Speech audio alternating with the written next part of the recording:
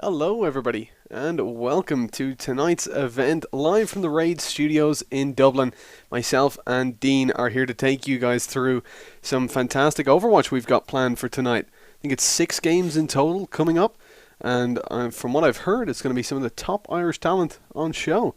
You looking forward to tonight, Dean? Yeah, I'm excited. As you said, I believe we have 6 games coming up, most of which being the best of ones, other than the final one of the night, which will be a best of 3 with a 1-map advantage. Indeed. To the team that comes from that upper bracket, of course. So yeah, I think we're going to have a pretty good day coming up. It is, of course, both of our first times casting Overwatch properly here in the studio, and of course our first time getting to come visit this beautiful new Raid studio in general. So yeah, absolutely. I mean, it's exciting. It's a lovely little spot. Yep. Enjoyed the little tour we've gotten so far. And tonight, though, we won't be seeing any escort, which is a little bit disappointing. It's all going to be, of course, like you said, those BO1 single or double elimination. We have got that lower bracket with the grand final being a 1-map advantage to the upper bracket team. Pretty standard. It's going to be an interesting veto strategy, I suppose. The lower seed gets to choose what game mode we'll be playing, while the upper seed gets to choose what map it will be out of the maps for that game mode. And should be some interesting action coming up. The players are getting into the server. We're looking to get into some of the action soon, and I think so. We're starting off on Hanamura. That's going to be an interesting map. I think, of course, Assault coming out first. It'll be interesting to see. So you've got to capture both of those points, plus 4 minutes if you capture the first. And yeah, well, what are you expecting to see coming out on Hanamura here? You think it's going to be a close one between these two teams? yeah, I think just from the way McDara put things to us, saying that it is going to be like a kind of a overall throughout the tournament, a lot of skilled teams and players. No one really going to be leaps and bounds above anyone else. It is an overall kind of consistent field of players. So I'm looking forward to it. As you said as well, I like kind of the way the VO is done. McDara said that's his own thing he threw in to try and spice things up. Yeah. And I think both teams can be pretty happy with that, because you get to, of course, choose the game mode, and then the other team chooses the map, but at least you know what you're going to be going into then. I think both teams can kind of be happy with what they got out of it. Yeah, for sure. I think it's going to be a comfortable enough mid-ground. And coming into things, I'm taking a look at some of the profile pictures there. Jason seems to have a Sombra profile picture. I'm really looking forward to seeing that character being deployed. It's the infinite invisibility, allowing you to scout out your opponents, and we might see some tactical picks coming in as they scout out exactly what the defense is running with, and then look to take their own counter picks to take them down. And of course, the rotation times on Hanamura, if you're the defending side, if you lose 1 or 2 players early on, that can be really difficult to actually get all the way back there before they've pushed in and taken the point. And the retake, not easy there. There's only really 2 access points to the bomb site, and the point once you're going back. Yeah, that's going to happen a couple of times from all that counter strike. Yeah, and Battalion as well. Of course, yeah. It's you always always mess up in Battalion when we do that. It's always the bomb site. But yeah, I'm excited for this, and as you said, you have a little bit of a run. I think we might actually be playing Hollywood. It's swapped over to now. Oh, okay. That's going to be another interesting one. Yeah, we've got of course, that's a hybrid map coming out. So they're still doing the veto. I didn't know that. Yeah, I didn't know that either. I had my hopes raised up for I think I'd rather see Hollywood, though. Yeah, well, look, it's a more interesting map. It's kind of Escort in general is the game mode that's going to be more geared towards ties. And here, of course, coming into Hollywood, that's a bit of Assault and a bit of Escort. So it's the hybrid map. And that's going to be interesting. It gives both teams a decent chance. It's always fun to see those teams trying to clutch their way through to the next checkpoint once it hits overtime. They're sitting on the point, just desperately trying to keep themselves alive. It's going to be really interesting, definitely, to see how these teams cope, assuming it is still going to be Hollywood. I think that's set in stone now. We play it, yeah. Hope it is. Yeah, I like one. Trying to read the chat on the side, but it's very small writing, and I'm horribly blind. Horribly blind. Yeah, it looks like that is going to be the map that we're playing today. So, hybrid Hollywood. I'm liking the feeling of it. It's an interesting map. Probably, maybe going to see something a little bit more close range coming out on the defense. Maybe a 3-3 setup, the 3 tanks and 3 supports coming into it. It's been pretty standard throughout all the likes of the Overwatch World Cup. It's almost every team has been rocking that 3-3 on defense on maps like this. But I wonder if maybe we'll see something more geared towards that Widow style gameplay, or Torbjorn with the turret. You were wrong again, Mitch. We were. Oh God, we're changing all over the place here. The map keeps changing. Map keeps on changing. Well, look, we're just giving a little bit of a... It's still Assault / Escort, so we've still got a hybrid one. Yeah. So you're not too far off from what you said before. Yeah, of course. Like, it'll be a little bit different than the comp on this map anyway. Yeah, well, definitely. I mean, just talking about the previous one, Hollywood, we were saying maybe you would expect to see that 3-3 come out. Eichenwalde is going to be completely different, right? You expect to see something like a Farah comp come out, maybe the Farah Mercy combination. That watchtower, or clock tower in the middle of the initial point allows Farah to kind of move around, keep herself in a lot of cover, and just keep on dealing damage from on high. You play from the roofs. Exactly. Use them to keep yourself in cover. It's good if you can angle yourself right, as you said. So I think we should be just about ready to get into the action now. It's going to be an interesting game. I'm looking forward to learning off some of these players. We see, obviously, as you would expect, a lot of Irish flags and a nice little Finnish flag in there as well. So maybe we have some foreign guests joining us today. Perhaps. So it'll be interesting to see if he destroys everyone who's Irish, because whenever I've watched Irish esports, we haven't really been great, have we, Mitch? Well, look, we have somewhat of an okay history across some esports. Like you've got the likes of Cinder and stuff coming out here. Don't bring up his origins. He plays in Ireland. Okay, that's all we care about. We'll claim him.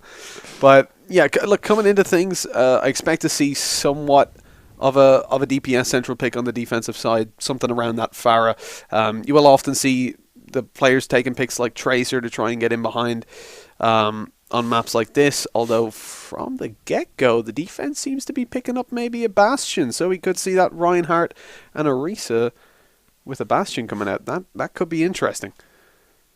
Yeah, that could be, especially for holding down just that first point to stop it from actually being taken over in general. Having that Reinhardt going to be very useful. Just throw the Bastion up behind it if they wanted, but yeah, it'll be interesting because they are yet to kind of complete that setup, and there we go. I think we actually do have that Sombra coming out that you were looking forward to, Mitch.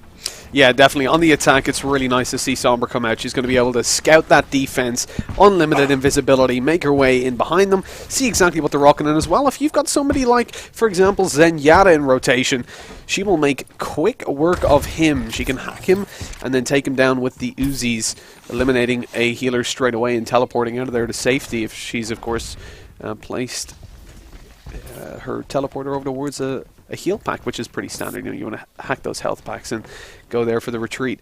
We have got the Farah coming out on the defensive side. Twiz deciding to take that, a Mercy as well on Heli. That's not going to be all too uncommon. Pretty standard for this map. Zarya and Reinhardt being the defensive players here. That could be a little bit interesting. Got an off tank and a main tank. That's certainly what you want to see coming out for the start. And they're going to be healed primarily by Ana, as of course Mercy will be focusing more on Farah for the beginning. Yeah, and already just getting deep into this action, looking to try and push forward. The Reinhardt's going to be finding some contact indeed. But as you said, that Farah coming out, that's able to get a lot of damage done. Just playing around that bell tower, getting the constant damage in towards that shield, especially on that Reinhardt. And it is eventually going to go slightly in favor of that defensive side, as we see a couple of players already being taken down. And slowly but surely, it is just the offensive players just falling and being forced back. They have to now just wait for everyone so they can regroup on this one. Yeah, I mean, you're already losing your Ana. You can't really go for that, but look at Sombra. She's trying to pull them back. The timing here isn't going to be ideal. The rest of the team's still regrouping. She gets a couple of ticks on, but it's just going to be deleted very quickly. They're not able to follow it up on that. Sombra focusing on the tanks, oddly enough. She's already dropped Ryan's shield, but that's sort of what you expect to see coming out when there's something like a Diva dive bomb coming in, but that's not really the case here. So not too much should come from it, but the kills are still going their way a little bit. But the res has already come in onto Farah. She's going to look to deal more damage. Zarya is very much out of position, though. Yeah, Ana still has that boost as well, but currently no one really that can be thrown over to in an effective fashion, so we will have to just wait for now, and it seems like they have been able to hold this attack at bay for the moment. And another couple of kills in, and actually looking to just try and push forward on this one. They're not going to try and just stick back. They want to bring the action to their opponents themselves, and it continues to work out for them now because, yeah, just all the damage continuing to go in their favor, especially that Farah. As I said, we do have, of course, Jalesi, who has that boost, and that could be very useful, especially maybe on that Reinhardt. It'll be interesting to see where he does eventually use that one, as now they're beginning to regroup. Just over 2 minutes left on that clock, as they're yet to actually get themselves any control towards that point. That's really powerful there. The Graviton Surge comes in. Farah is able to sweep things up as they're all clustered in there, and Reinhardt not quite able to protect them. The team kill comes through from the defense, and they've still got 3 ultimates left in the bank. I didn't see all too much impact come through there from Reinhardt with his Earth Shatter, but nonetheless, take a look at the attacking side. They've got 5 ultimates in effect right now, with 20% left on Reinhardt's Earth Shatter, and that's going to be very easy to pick up. Just one. There it is, already 95%. The hack comes through. Nobody able to use their ults to return now. But hold on, Pharah's already way ahead of them with 2 kills clocking in. As they're going to make their way towards this site, things are getting a little bit awkward because the defense are clocking up all of these kills. Amazing from Twiz right there. That barrage and then just follows it up with more as well. This is just not looking good right now. The offense not finding any success. They have 3 ults at least right now. They do have the Zarya ones and as well as Reinhardt, so they will have maybe one last attempt at this push, but the time is just getting so low. It's going to be a very difficult task indeed. His tank's still doing an efficient job as well at just holding this back, and as you can see, Lucio, he's pushed forward on his own. I think that was actually rather Zinyahu who was pushed forward on his own, so a little bit awkward right now. Only 40 seconds remaining and continuing to just face those casualties. Yeah, well, in comes Zenyatta's ult at least. That Transcendence might make them a little bit more likely to get a couple of ticks on. Anna's already on that bomb, or on the point rather, the payload. Looking to pick up at least 1 tick. They've got it, but now Ryan's back there to defend. They've lost a lot of players on the defensive side though, so this is looking pretty clean for the attack. They've got that secured just in time. 2:30 added on to their time bank as they now look to make a very far away checkpoint. They're going to have 1 or 2 opportunities to get a retake on if they're pushed off the point, but a payload is going to be very difficult to hold on to. Their composition right now, it's really going to be a lot on Sombra, because as you can see, you've got Pharah up high. Only McCree's going to be able to deal with her, and he's already been taken down as they look to have some early impact. You're going to have Hanzo. Oh, wow. What are you going to do against that? 4 kills come in straight away, and already they've only made it a couple of meters in, and they've already been pushed off the payload. Not ideal. And the ultimates as well are building up for the defense. They've got 4 basically ready to go. The attack as well, everybody except Zarya is going to be ready in the next 30 seconds or so that's their opportunity to get a retake, and if they can wipe out this whole team, the whole defensive side, it's going to take a long time for them to be able to make their way back. That's a bit of a premature ultimate from Sombra though. Nobody's there to ult with her, and now they've got to rely on just raw picks to find this. And just continuing the fall, Reinhardt and Sombra already gone, Zenyatta gone also, meaning beginning to run out of those healers, of course, and it's just the fight continuing to be won out from that defensive side. Getting a little bit awkward eventually, but here we go. Hanzo, he's going to come in as well. Has that ult, but not really going to even need to use it. Reinhardt's being taken down already. And then is going to be that payload stopped for the moment at least. They've slowed this down. Once again, the time beginning to become a small bit of a problem. And it's going to have to be a very coordinated upcoming attack. As you said, those ults now are available for the majority of the players over on that offensive side. Look, they've got a good combination of ults, so they've got that Transcendence to make their way in there. They've also, of course, got, well, they don't have the Transcendence anymore, using it up on a defensive play. They only managed to take down Pharah. That is a trade with Sombra falling. But now, Earth Shatter and High Noon. This could be a powerful combination. If they can get Reinhardt to drop his shield, McCree should be able to get some decent damage in, but these tanks are playing in unison, using their bubbles and their shields together. McCree's finding it very hard to get any impact. He's going to look for it, but they've already gone around the corner, and that's a waste of an ultimate. High Noon gone. It's all onto Earth Shatter and a Graviton Surge, and with Reinhardt already fallen, they have only got... They're going to have to do it in overtime. Making it all the way to that point, if they're pushed off even once, it's all over, and they've only got 3 ultimates to get themselves there, really, as Anna's basically got hers already in the bank. That nano boost is going to be available very soon, but in comes Twiz, and just like that, DPS Mercy even taking out the Wrecking Ball. Things are not looking good for the attackers. Yeah, Twiz rather was an absolute monster throughout this entire game so far, but somehow they are kind of managing to hold on. The problem is players now gone down, the overtime bar, it is running out, and eventually that round is going to go in favor of the defensive side. And even then, it was a little bit impressive that they did manage to pick up that first point. They managed to actually get the payload moving. That looked like it wasn't going to be allowed, but once they took it over, they didn't really manage to move it very far at all, just being kind of completely wiped, mostly by Twiz, who I think was probably, from what I've seen, one of the better performers in that game. Yeah, it feels like a lot of the time there, they just found it really hard to use their ultimates in sync. You saw Sombra letting off that EMP quite prematurely. A couple of her teammates, I think 4 of them were between as well from Zinyatta. They didn't use that very well to try and actually retake the point. They were forced to use that on a defensive play though, because the Hanzo ultimate came in just would have wiped up their team completely. I think 3 of them were stuck inside it. So he's using that to try to keep his players alive. But the EMP was an aggressive play. That was to try and get them in there and get those kills. And it's just not being returned, because with 4 teammates between 80 and 100% ultimate, you want to wait for them to charge up and then use that in unison. But it doesn't come through, and unfortunately they're just not able to connect all to... I mean, they've made it not very far. I mean, if this payload is captured early on, if they don't manage to mount a really nice defense and clock up or waste up almost all of their time, it's going to be very hard to actually hold on to that payload, stop it from going. I mean, it's less than halfway to the first checkpoint.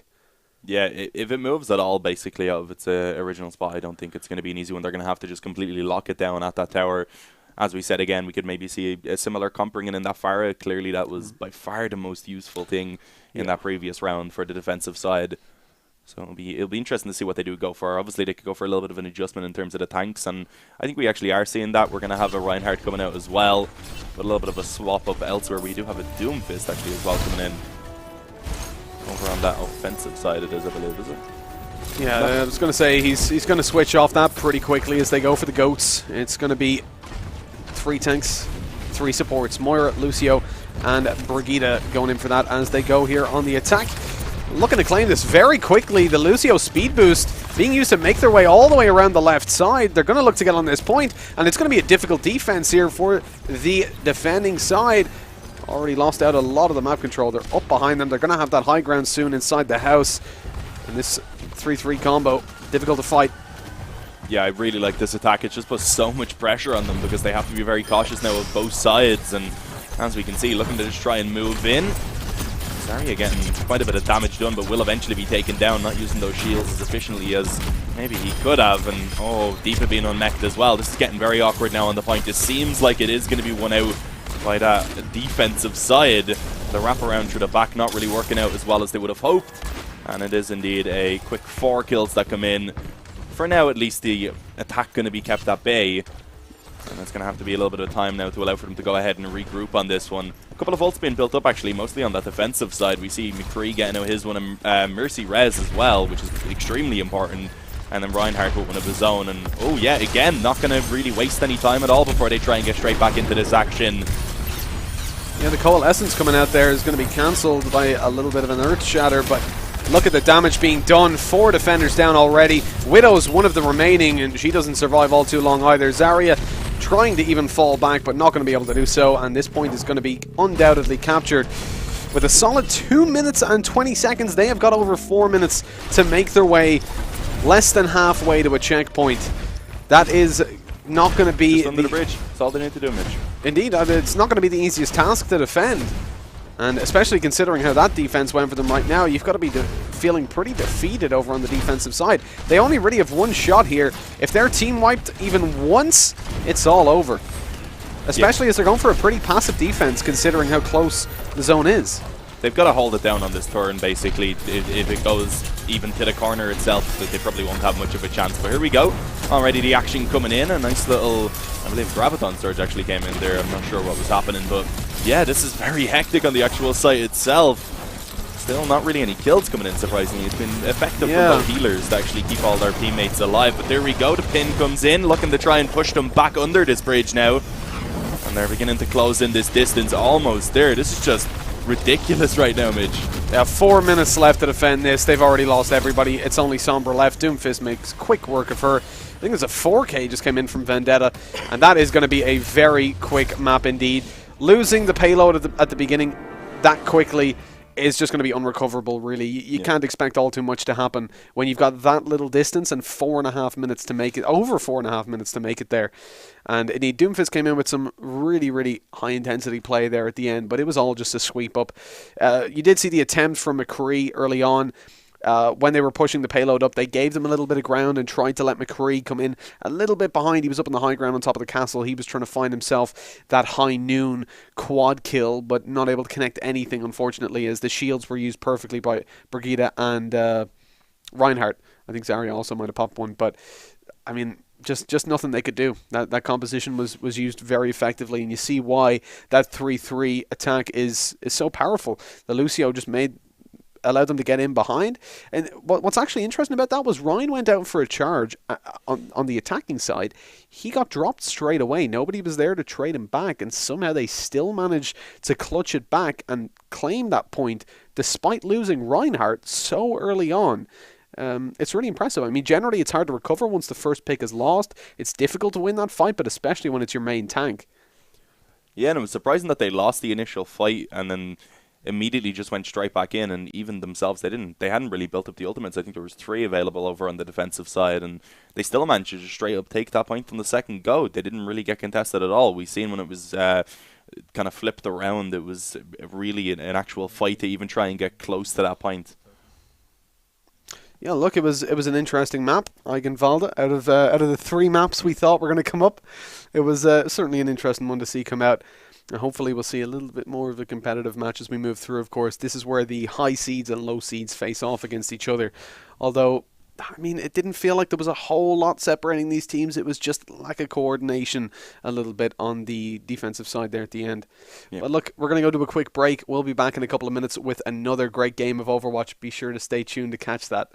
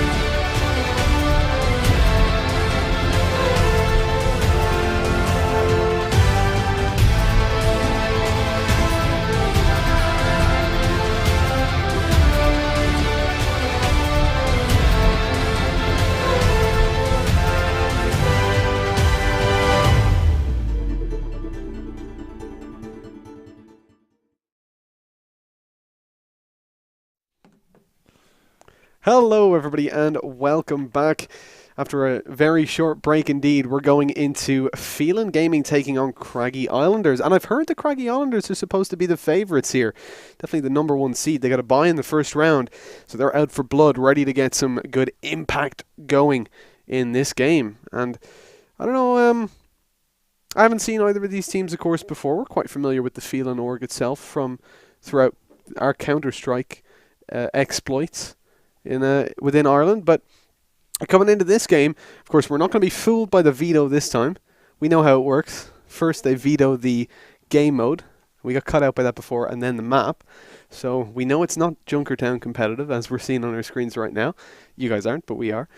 But yeah, look, maybe I really liked seeing the hybrid map coming out in the previous. It's probably my favorite game mode to see.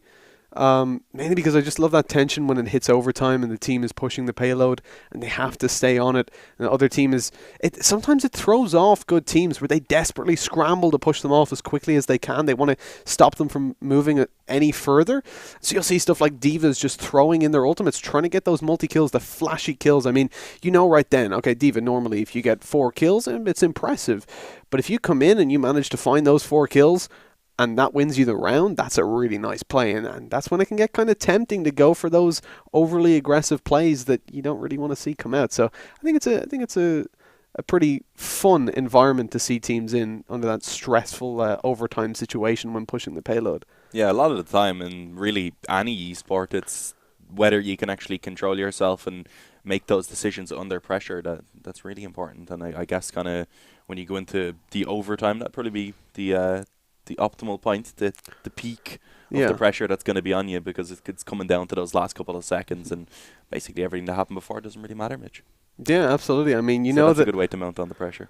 Exactly. Yeah, that's like it's now or never. Like you got to stop them. Like every inch that they get makes it less likely that you're going to win out the game. So it's really important to push them off. And like I said, that's when you see players get kind of greedy. But then of course we have the other maps, assault and the other modes rather, assault and control in play. I wouldn't mind seeing some of those come out. I'm sure we'll probably see one of each throughout the night at least. We have still got another 5 games to go at least. Of course, the final, there will be between 1 and 2 maps, best of 3 with a 1 map advantage, so we could see 2 separate game modes come out.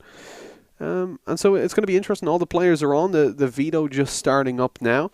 And of course, it is going to be Phelan who get to choose the game mode. Yeah, coming in as the 4th seed, I believe, in comparison to the number 1 seed from Craggy Islanders. Yeah. So it's another game that I guess could be a little bit one-sided, but I'm hoping we're going to see a close one. I want to see Phelan put up a good fight. Yeah, absolutely. And we heard McDara. He told us before this started that between the top 3 or 4 teams, anybody could take it. Craggy Island are the favourites, possibly the most consistent, I think, but certainly consistent in the profile pictures. Everybody except one has the beautiful Irish flag on. But yeah, I mean, it's definitely going to be close competition between these top 3 or 4 teams, and so Phelan have a shot to present themselves in good light up against the top team in this tournament, at least how we figure. And so they'll be coming into this with their full mind. I mean, it's always when you're facing off against those titans that you want to be putting your 100% into. If you look at the just a recent example, it was an interview with Serena Williams, and she said that when she plays tennis against people, she doesn't review their footage or anything like that because it's useless to her. Because people come, she's number one, she's the person they want to defeat. You know, that's a career-defining moment. And so they play completely differently. They bring every last scrap of energy they have when they face off against her. And so that could be what we see up against Craggy Islanders, where Phelan might have had, well, we didn't see the last game, of course, but I expect whatever performance they brought to the last one, they're going to bring 10 times more to this. Yeah, and we're still waiting to actually see what they're going to decide on. They said they're thinking about what game mode they want to go for, so it'll be interesting to see what they decide on. Oh, gonna go escort apparently payload. We don't have escort. Yeah, they don't know that. I'm guessing they don't know that. I seen McDara actually explaining the rules to them, so it could be the hybrid they mean. Yeah, by that. Maybe. Presumably, yeah, because you got to capture the payload and move it. So yeah, that's probably what they mean by payload. And yeah, coming into that could be interesting again. Like I said, it's a mode I really like to see coming out. In general. They did mean escort. They did mean escort, and McDara slowly losing it. They didn't listen to the rules. But But yeah, look, I think that this is probably the hardest veto, right? Like in Counter-Strike, you've got maps, and it's what style do you bring, you know, what level of preparation, your smokes, your flashbangs. But in Overwatch, if you're vetoing game modes, I mean, that's completely different. Like, the map still matters in terms of how you're going to set up. If you're a team that prefers something like GOATs or a team that prefers long-range battles, I mean, if you've got a Widow on the team that doesn't ever want to play tank or support, well, then you're going to want to pick a map like, well, for example, obviously we're not running Escort right now, but like the likes of Route 66 with those longer range angles, that's what you're going to be angling for.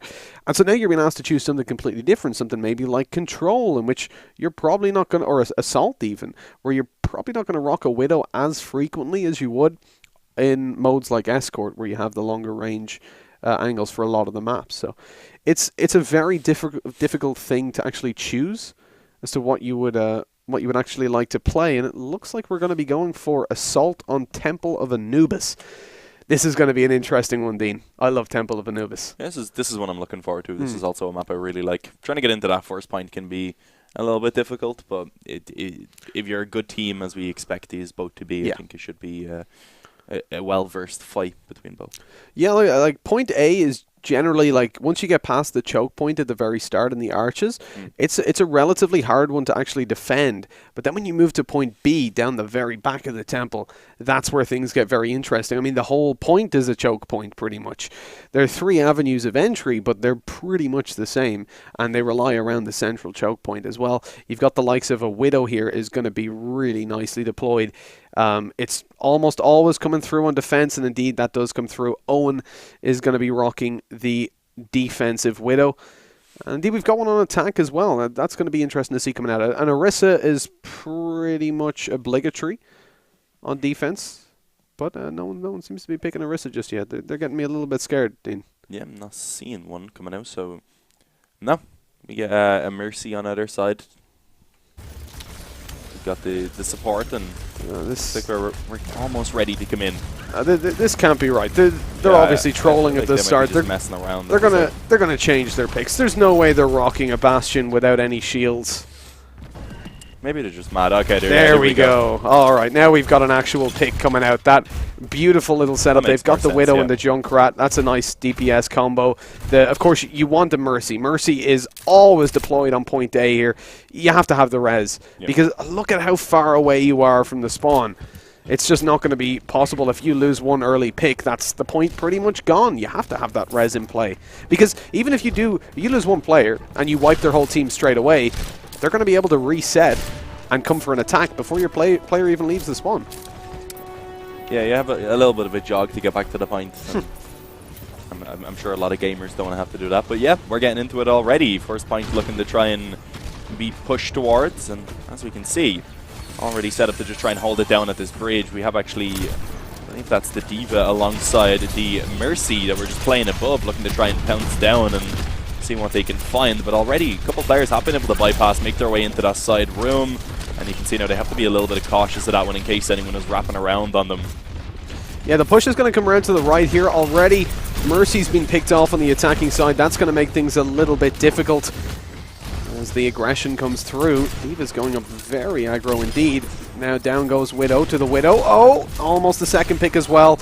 But he's managed to charge his ult up. Oh, nice little pick there, combined with Orisa's pull to find himself Ana. And now that's going to delay the attack a little bit. They're going to be holding off in the spawn for a couple seconds while they wait for their healers to come back and get that little assault back on. Yeah, it was a good job by Owen there on the Widow to just get all that damage done, a couple of kills, and push back that initial attack. So yeah, looking pretty decent to start things off for Craggy Islanders. As we said, they are the favourites coming into this one with the #1 seed, but it could still be a close game indeed. Already the ult's being obtained on towards Junkrat and Widow, so they have that, of course, to try and get themselves the vision, and now it has actually been used, so he has a bit of an idea about what's going on, gets himself the info, knows that basically the entire team actually is just out here onto the left looking to try and push forward now. Gives them a good idea to know what they're up against. And once again, actually going pretty well. They're able to get themselves that initial kill, a nice follow-up shot to go ahead and take down Cookie. And this is impressive so far, but the problem is they have actually managed to make their way around now, getting themselves into a bit more of an advanced position. And as you said, once they do get past that initial choke point, that's where it becomes more difficult to hold down.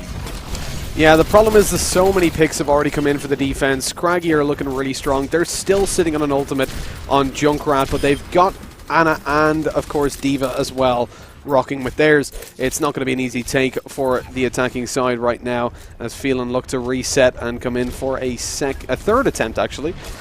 Again, it's very fragmented. They're pushing in, but they've still got two stuck behind the choke point. Mercy coming in now. They're pushing all alone. This is not a good decision at all. They're going to be shredded. It's already Ana and D.Va. D.Va being demeched and then eventually killed. Ana's down 2. They're at a 2-man disadvantage pushing in. And, I mean, they're just being torn apart at this point. Pushing in with 3 players there, while you've still got 3 over towards the spawn area is, you know, it's less than ideal. Yeah, and he's celebrating there because he completely took down. That could have been awkward because they had to really split up their defense there, send those couple of players. I believe it was Andy and also Nuda who were trying to actually get rid of those players in the back line, leaving the defense onto everyone else. And he did end up taking himself quite a few kills to go ahead and bring it back into a recoverable position. So yeah, this is going to be difficult now. Down to 55 seconds, perhaps the last attempt for this push to come in. As we can see, everyone currently over on that defensive side working with the ultimates, but actually things going pretty well for the offense. Phelan coming in, but there we go. Nuda and Andy again going to be able to find themselves some work and some damage. Pure Irish being taken out of mech. We've seen that a couple of times now. Focusing on towards that healer as well as Mercy gets taken down low. And right now it's just not looking too great at all for Phelan. They have managed to use up almost all of the ultimates on the defensive side, so that could work in their favor, but D.Va still has one. And as the push comes in with 17 seconds left, it's going to be so easy to repel. Winston already used his shield. D.Va setting up on top. She's ready to use her ult, as Junkrat almost has his as well. That's the ability to take down a lot of quantities, although they do manage to drop Widow and Junk. Maybe this is a possibility. Winston's on the point. He's trying to secure it, but in comes the whole team. And that's going to be it. It's all over with that final D.Va ultimate. It should be at least, but hold on. 4 people come out of nowhere. All of a sudden, they have an opportunity. They need to find a lot of picks here, though. They're not going their way so far, as already their Tracer's going to be eliminated. Lucio trying to hover around the point is going to find it hard to stay alive, but meanwhile, the whole team is starting to regroup. They're almost back. Winston is on the case, but great ultimate from Junkrat.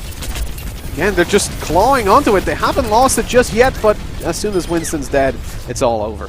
And just like that, we find ourselves at a conclusion. Not a single point taken. I mean, A is pretty easy to take in general, but again, like we said, you got to get past that initial choke point, and they just weren't able to do it. And the one time that they did, there were 6 ultimates in play on the Craggy Islanders side, and that's not something you're going to be able to get away with all too easily. Yeah, that final push from them definitely was the strongest one we've seen. They worked together in a much better fashion than the previous ones, for example, where they kind of had those people getting up into the back lines and such, but not being able to work off of each other.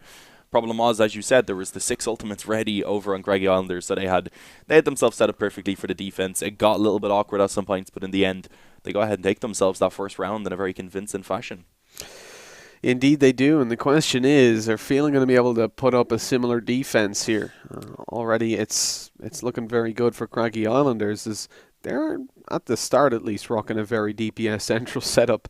They haven't got, they've only got 1 healer in the Zenyatta, but again, that's got to be just early round picks. There's no way they're going to stick true to that. But over on the Phelan side, this is probably the picks they're going to be sitting with. They've got the Mercy, they've got the Orisa, and that's certainly what we like to see starting things off. And of course the Widowmaker as well, favoured on this map. So many long-range angles, so many high points that she can take advantage of. So that's, I mean, the base picks. I mean, you need Widow, Mercy, and Orisa every time you play this map on defense. That's what you rock. And backing it up with an Ana. Exactly what they saw coming through from Craggy Islanders. An Ana, a D.Va, and a Junkrat. Standard enough picks in the defense, and it worked spectacularly for Craggy Islanders. Will it work so well for them? Well, based on what we've heard about Craggy Islanders, we don't expect that to be the case, but let's see if they're going to be able to do so on their offense. Switching their characters now. Now we're going to see the real pick, and it is, of course, Goats. It's the 3-3. With the standard Lucio, we saw this coming through before. Confident teams will use that speed boost to try and push in very quickly. Moira focusing on her healing, as the Lucio speed boost makes them very quickly take that backline's control. And they're already up behind. They're going to have an easy access onto that point. And like we said, Dean, the hardest thing is getting through that choke point. And already, a mere 30 seconds in, it's been accomplished. You can just see the confidence that they have with their approach. They're confident in all their teammates getting their jobs done. They know that they can just work together on this one, and already making their way onto that point. It's going to be contested, of course, but this is getting themselves in towards the actual point early on is always nice. And here we go, Zarya getting lots of damage done, able to get a couple of eliminations. It's basically a complete wipe that comes in from Craggy Islanders as they are about to capture the, well, just as much as the point as they actually needed. Indeed. And yeah, Craggy Islanders, I think we've seen a bit more of an even one-sided game than what we had a moment ago, surprisingly. Yeah, that's not really what we expected to see coming in, but then again, we do know Craggy Islanders are a very competent team, and we saw it there. Not only are they competent, they're also confident going in for that very, very quick push around the right-hand side with the Lucio speed boost, not even focusing on healing. Of course, Moira has got a very, very hard healing output, so she's able to constantly get those heals going, keep their team alive as they push up, and it means as well that Ryan's shield isn't even going to be depleted. Surprising though, they had a Junkrat and they weren't quite able to concentrate on that shield. I think the defense matrix came in from D.Va to allow them to block some of those junk bombs, because they'll decimate the shield for Reinhardt. But using all of their characters perfectly, they make their way on the site, they get that team kill. The game doesn't even have time to announce the team kill and the game's over. And so fantastic performance all round, and I think Craggy Islanders have certainly cemented their position as the favourites in this tournament based on that performance. Well, we'll have to see, because going up against the number 2 seed, etc., that could be a little bit closer. I think Flat Earthers are the number 2 seed, and we've seen them, of course, have a very solid game up against what was it? The Dirty Scraps, just in our first game of the night. So I think we could definitely have some interesting games coming up. If you can let us know actually which one we have coming up next. We do have it all written down, but yeah, it's going to be Craggy Islanders, of course, and then they'll be taking on either Flat Earthers or Goat Hunters. I like that, Goat Hunters. Of course, Goat being that 3-3 setup, so they're looking to counter that potentially. So we've got a couple minutes, I think, between that and the next game. So it's worth talking about just there. Temple of Anubis, of course, first point. We discussed it a couple of times. It's kind of easy to get into in general, right? Like, B is where you see the majority of the defense really hold down. The first one is not really a question of holding it most of the time. It's more about how much time can you take out of that time bank, because they get 4 minutes once they capture point A. And although B is difficult to work with, if they've got 6 minutes looking towards that B point, it's going to be a little bit easier. But Craggy Islanders, I mean, the performance they put up there, that defense, I'm not even sure I can pinpoint what went wrong for Phelan. It just seemed like every time they tried to go for a push, the Widow was getting picks. You had D.Va going in aggressive at points, managing to make it all the way up behind and find frags. And it's just not what you really want to see. I think they also had a Mercy playing on the attacking side. I believe so, yeah. I'm not really a fan of that. I mean, look at how close the spawn is. A lot of the time, that Mercy, especially with the recent update, you're going to be better off going with something like a Brigida there. To get in, you've at least got high damage output. You can still do a little bit of healing. And if somebody does die on the opening attack, like I said before, you're in a better position, because by the time they get back, you will easily have made it up. I mean, their rotation once they spawn in is so much longer than yours that you can afford to drop that Mercy early on. It's really only on the defense you see it come out on point A, because you need it, because it's such a long rotation to come back once you've died. But yeah, I thought that was overall a really good showing by Craggy Islanders, but I'm looking forward to seeing what they can do against a team that will actually kind of put them to the test a little bit more, because I feel like Phelan probably didn't play to the level that they can in that game. Yeah, for sure. Maybe the game mode didn't favour them. It was their choice, I believe, the map being Craggy Islanders. Wasn't their initial choice? Well, yeah, they wanted Escort at the start, of course. But now Goat Hunters versus Flat Earthers. We're waiting for the results of that to come in. It is still underway. We do expect Flat Earthers to come out on top. They're number 2 seed, while Goat Hunters are number 6. It'd be interesting to see if Goat Hunters make it through. That would make for an interesting map. But definitely we're expecting to see Craggy Islanders taking on Flat Earthers next. That's number 1 versus number 2 seed. That should be a really interesting game. But we'll take a quick break before that comes to fruition. Myself and Dean will be back to take you through the action of whoever wins Flat Earthers and Goat Hunters in just a couple of minutes, so stay tuned for that.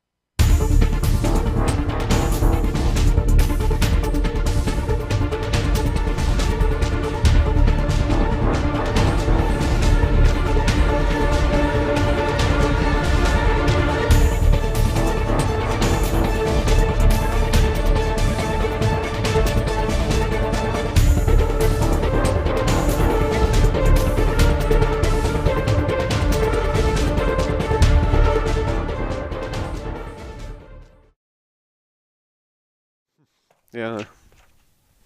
Well, hello everybody, and welcome back. Another brief intermission. We're keeping things on time here.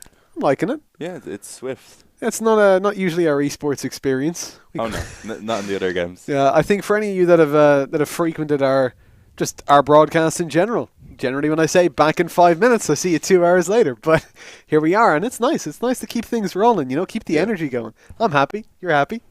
Craggy Islanders are happy. They've just had a fantastic game. And it looks like Control is going to be the next map, the next mode rather. That's not a map that we see coming out. And the map will be Nepal. This is going to be a really interesting one indeed. I love Control, first of all, and I love Nepal. So many opportunities to boop your opponents off the map with characters like Lucio and Farah. You've got like Roadhog coming in, looking for those hooks to drag you off the map. It can just be a really, really interesting playstyle that it promotes in general. You see a lot of Reinhardt characters like just shield characters in general. D.Va as well comes in, and Winston on those maps, because if you do get booped off, if you get pulled off, you're going to be easily able to jump back. It's actually Lijiang Tower. They lied to me. They got me excited again, Dean. I'm starting to feel depressed now, So okay, I'll back you up on that one, because they did write Nepal in the chat. They did write Nepal in the chat. Thank you, guys. Appreciate it. But look, maybe that's what they banned, though. Hey, look, Lijiang Tower as well. You can boot players off the map. It's possible. This is where I really like to see, because it's the more kind of close quarters combat. A lot of the time, I like to see the likes of Genji come out. And if I go through how I like to see Lijiang Tower played, and then they change the map again, I'm gonna cry. But like in general, I think Lijiang is it's not one that I've seen all too often. I haven't done a whole lot of work on the map itself, but I think often I like to see that 3-3 setup come out. Or if you're going to go for DPS, you want someone like Genji coming into play. The ultimate from him just being able to shred through everybody in those kind of really close points. There's no cover there. In terms of booping players off the map, it's not going to play as much of a role in general, because on most of the maps on here, there's maybe one or two ways. You have to intentionally leave the site, the point, to get to a position where you can be booped off. So yeah, towards that outside area. Exactly. So it's going to be those more close range characters, I feel, in general coming out. And almost definitely on the first point, on the first section of Lijiang, we're going to see Brigitte come out, right? That 3-3 combination, with Brigitte being one of the supports, because she's really powerful in these closer range fights. The team are always going to be close to receive that healing from the bashes. Of course, her range from the swing of the hammers is going to be really strong for her as well. Yeah, going to be an interesting map to see come out overall. I wouldn't mind seeing some Reaper as well.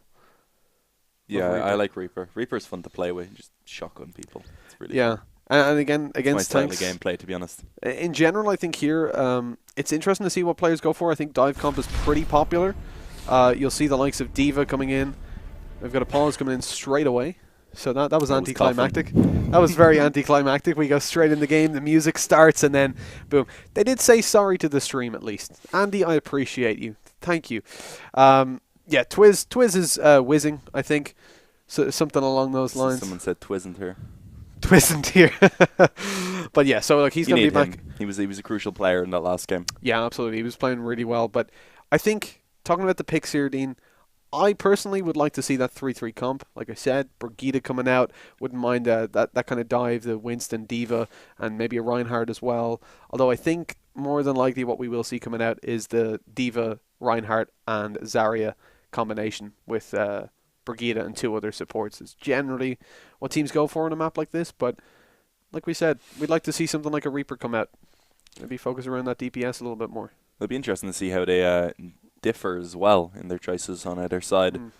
I think a lot of the time, though, on a map like this, the things that tend to differ are the support picks outside. So those first 4 I mentioned, the supports that come after them, obviously you have Brigida is almost always played.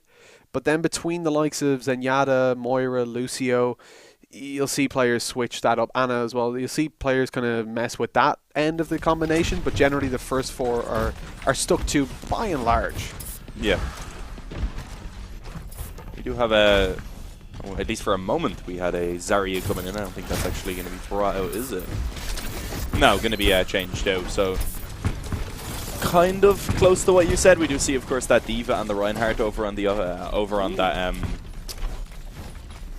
I forget their name already, Mitch. I'm not going to lie to you.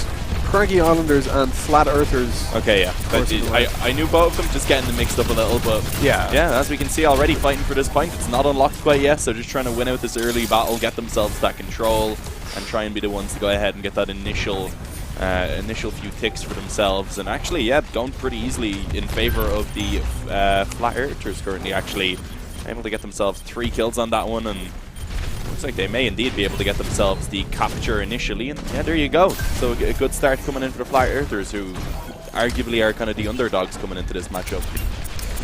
Yeah, for sure, definitely the underdogs. Only by a small margin though, seed number 2, and really nice picks coming out, not straying too far over on the Craggy Islanders side. They're actually sticking with exactly what I thought would come out. But to take out a Mei, that's really interesting coming through from Flat Earthers. I really like that on this kind of close range map. It's where it's going to favor something like that. Really nice defense coming in there by the Craggy Islander side, blocking out that D.Va ultimate. Not going to pick up any kills with it. In comes Moira as well, going in with that Coalescence, and things are looking fantastic as they manage to push forward. They've wasted a lot of ultimates on the Flat Earthers side, and battles coming in. They're isolating one by one, already taking down Zarya, but what a nice ultimate coming through from Reinhardt. That Earth Shatter going to drop everybody and slow down the assault that was gradually coming through from Craggy Islanders. Slow it down, but maybe not stop it. Already losing the Rhine. And there goes D.Va as well. Mei, Mei is looking to cut them off a little bit, but she's going to be the last alive on that site, and things are not looking all too good for her. That's actually not Mei, of course. That's Lucio. Yeah, Mei had already gone down alongside Mora, and I believe it was also Reinhardt who had fallen early on. So, yeah, it was a little bit difficult. It is going to be Craggy Islanders go ahead and taking themselves over the point, but 58% already up on that one. Not too bad for Flat Earthers. They have a couple of ults as well coming back into this one to try and reclaim that control, including the one towards Mei, which can be very useful indeed if they can get these all bunched up. And as you can see, already been able to push their way onto that site. The Zarya ult goes in. Not going to be all that effective, as no kills are actually going to be found off the back of it quite yet. But it looks like this could be a bit of an interesting one. And oh yeah, the D.Va ult coming in as well, looking to try and push these players back, but it actually doesn't really land on its mark at all, Mitch. It was a little bit off. That Graviton Surge as well used out by Craggy Islanders, not able to get up to all too much, and that was a very clever ultimate coming through from the Zarya over on the Flat Earthers side. They Graviton Surge them back in towards their spawn, then they put up the ice wall, allowing them to capture the point, and already clocked themselves up 85%. It's looking unlikely they'll be able to hold on for all too much longer though. The ultimate's coming into play on 100% charged Zarya as well. That is going to be a little bit difficult to contend with. Craggy Islanders going to have a lot of their ultimates in play very soon, as the Reinhardt's dropped over on the now defending side. 99% is reached. It's overtime. All we need to see is Flat Earthers push Craggy Islanders off this point for just a couple of seconds, and it will all be over. They're so close to doing it. Zarya barely keeping them alive. In's Reinhardt. He's going to be dropped to the floor as Mei looks to freeze him a little bit. The bubble comes in, but it goes away just as quickly as he's going to be dropped. That should be it all over, as Mei drops her ult as well. That seals the fate of the round with one final blizzard. The Blizzard game, map number 1 anyways, point number 1, goes over to Flat Earthers. Seed number 2 coming into it, definitely the underdogs, but from what we've seen so far, they're easily able to contest with Craggy Islanders in the meat of the game. Yeah, that was an impressive first round coming in by them, and now putting themselves into a comfortable position heading on to the second one to try and finish this one off in a potentially a dominant fashion, if it's going to be similar to what we've seen in that previous one, because it was pretty easy for them. As you said, they had some interesting plays coming in. But yeah, going on to the second point now, it's going to be a little bit more open, and this is kind of where you can potentially see those kind of like Farah coming in, as you said, Lucio as well, knocking them off the edge. And I know you love that sort of play style, Mitch. Yeah, I really like to see Farah coming out, but it looks like no teams are going to be giving that over to me. Sticking with the 3-3 composition. May going to be abandoned this time, and that's not something I'm all too mad about seeing. And very early combat going down. Everybody looking to charge up their ultimates. Already got quite a lot of charge over on the Flat Earthers side. They're building it up very easily indeed. A whole lot of aggression coming through. It looks like they're going to be the ones coming out on top for now, at least. And this is the scrappy part of the game at the start. Everybody looking to build up their ultimates. They're looking to at least shut down some of those squishies. And already that comes through. Both are 2 healers taken out on the Craggy Islanders side, leaving them only with Moira. She's dropped her coalescence, but things aren't looking all too good. She's going to be pushed away. The point is going to be captured by the Flat Earthers, and again, they're already 1 point up. If they win here, it's all over. Craggy Islanders, who were very dominant in the last game we saw them in, sticking with that 3-3 composition. They've got 2 ultimates coming in here, but they're slowed down once more. Nice ult comes through from D.Va. That forces Reinhardt to turn around. He's just going to be shot in the back as he does so, and again, they're pushed back. Yeah, and you can see they even waited. They kept the Lucio back. They waited for everyone to spawn in so they could try and push together, but trying to make their way into that choke point, not being very effective at all. As you said, the D.Va ult being absolutely massive just to do that damage. A lot of actual ults now as well on that Flat Earther side that they still haven't even bothered to use. So this is going to be very difficult. The point already ticking away up towards 50%. Need to try and take this one over soon, and it's probably going to have to be almost perfection from this point forward from Craggy Islanders if they want to make this work. As we can see, the fight's coming in again. It's so far at least looking to go slightly in favor of the Flat Earthers side once again. But just as I said that though, Lucio going to be taken down, Reinhardt gone as well, and suddenly the defense is completely fallen apart. Going to be pushed back onto the actual point itself. And this should indeed be Craggy Islanders going ahead and claiming themselves that control, as long as they can finish off that one final player, being I believe D.Va who's on the point. So yeah, looking pretty good with this one now. They should be able to get that, but the problem is, as I said, it's going to have to be almost perfection from this point forward. Yeah, I mean, if something like a team kill comes through here from the Flat Earthers, it's all over. They only need one good take. If they manage to take over that point, it will pretty much be the end. No opportunity, really, for Craggy Islanders, to come back into it if they're wiped. They've got a Lucio, so a little bit of a speed boost, but you don't expect all too much to come through from it. Everybody looking to charge their ults up on the Craggy side. And already oh, that Earth Shatter is wasted, blocked by Reinhardt. In comes Brigitte doing some heavy damage, and it's looking very good for the defenders, the current defenders. Although they wasted their Earth Shatter, they still managed to pick up all of the opening kills and push Flat Earthers back, buying themselves at least a little bit more time.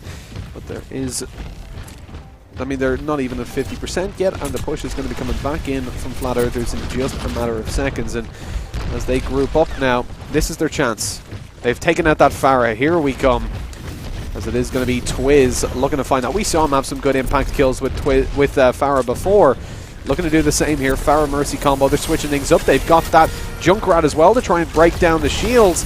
This could be interesting with the D.Va ult in play as well on the Craggy on their side. There's not too much to defend against that, as already we see Reinhardt being dropped. Yeah, this is actually going so well right now for Craggy Islanders. They just continue to find these frags. There was a res that came in from the Mercy, but Healy eventually being taken out himself, wasn't really able to assist anymore, and that's another fight that is going to be won out by Craggy Islanders. And now it comes down to one last chance pretty much for this attack from Flat Earthers, and even then it's not going to be easy. Already up to 90%, going to have to make their way almost basically straight away on towards that point and try and contest it. As you said as well though, Twiz swapped over to that Farah. He's getting close to getting himself the barrage. That could be very effective, especially if they stay grouped up in close quarters such as they are now. There we go, in towards the overtime. They need to try and hold down on the point, and so far it actually is going pretty well once again for Craggy Islanders. It's only, I believe, Junkrat now who remains on that point himself, and it's going to be indeed a 1-1 scoreline as it's brought back to an equal position. Yeah, we're going to be going over to the third point, and that will be the decider between these two teams. And again, keeping things very close. Craggy Islanders were looking pretty sloppy at the beginning, but then eventually managed to come back into it. And although you do see Flat Earthers try to counterpick a little bit, they're trying to go for that Pharah play, but it's just a little bit too late. And you got to give props to Owen there. He was playing D.Va, and he was able to really effectively counter Pharah. I think he took him down twice in a row, and ultimately that's all that was needed. I mean, there were 2 skirmishes between the teams, and at that point there was no time left for Flat Earthers to get back onto the point, and time just ticked away. And now looking forward to the final map. This is the one where Lucio and Pharah can have a lot of impact, booping players off around the sides of it. But it looks like we're not going to see any Lucios coming out. The Pharah is in play for Flex G over on that Craggy Islander side as the early skirmish goes down to determine who is going to get to control that point at the beginning. Yeah, we do have that Winston though as well. That can also be quite effective. So yeah, Pharah actually over here on Flex, he's going to be the one that's rocking this. So let's see what he's going to be able to find already. Just trying to slow them down on this cross from the bridge. Lots of kills coming in. And yeah, this is looking pretty easy so far. Already actually has that barrage and been able to build himself up that ultimate extremely fast. The point has indeed been unlocked and claimed by Craggy Islanders as they're going to get themselves off to a solid start here on round number 3. Yeah, Flex and Owen, well, I mean, Flex already has his ult. Owen nearly has it as well. That Mercy is really helping out Flex getting that damage in. As you can see, Anna has got her nano boost, but nobody else really ready. Generally, that's going to be powered up with the Primal Rage as they look to make their way towards the point. Things are looking pretty grim for Craggy Islanders in the defense. 2 kills already come in. There's Flex G taken out before his ult can have any impact at all. A wasted ultimate as well comes in from Tracer, who eventually manages to take down Winston. But watch out for that D.Va ult. It's going to be able to pick up the healer, the final healer for the Craggy Islander side, and that should determine the outcome. It should be all over at this point. D.Va tries to return an ult, but it's not going to pick up anyone. Just a wasted ult, trying to delay time on that point. Does so successfully, but just around that 50% mark, it's going to be picked up by Flat Earthers. And now, they've got to make a retake work. They've got High Noon, not really that effective on this map in general. McCree being picked here simply to counter Pharah. The one thing is, though, you've got Pharah and Mercy up in the air. If they're kind of out in the open, that McCree will be able to shred them a little bit. At least that's the hope. Yeah, once again, good work from the Pharah as well. It was Flex there just playing around the houses, keeping himself up and just consistently putting in that damage to allow things to be a little bit easier for his teammates. But yeah, as you said, coming in for this retake is indeed going to be difficult. Only that one ultimate currently available for the Craggy Islanders. That's actually over towards Mercy, and that has already been used. So yeah, looking to try and see what they can get done immediately. And there you go, the High Noon comes in. Not as effective as he would have hoped. Only, I believe, able to connect 1 or 2 shots from it. And eventually it seems like it is going to be once again Flat Earthers coming out on top of this exchange. Yeah, look, he managed to drop the Mercy. The problem is, though, as he's going to be taken down, that McCree's the only thing that they really have that's going to be able to combat the Pharah that early on, as Anna was already occupied down there on the ground. And not able to get an angle as well because of how Flex G is playing around that tower, always in cover. It's so difficult to take him down, and indeed not even the High Noon could manage it. Now taking out a Widow as well on Owen as they're getting a little bit desperate over on this Craggy Islanders side. They're trying to make something work. This isn't typically a map that you see Widow deployed on. It's kind of a more close range map in general. But let's see if Owen can make it work. There's a lot of ultimates starting to build up over on that Craggy Islander side. They're going for a little bit of a skirmish. Hold on, though. Darwin actually decides to use his ultimate. Transcendence is already deployed. That's a little bit of a waste, though. Nobody to combine it with. And the kill was picked up shortly thereafter by Flat Earthers. It's been wiped out. Yeah, Flat Earthers. It looks like this could basically be it. Winston goes down. And I think with the back of that now, we should see that 100% just about being reached. But a little bit of a chance. Owen going to make his way onto that point itself. But of course, he was Widow. Not really too much that can be done up close.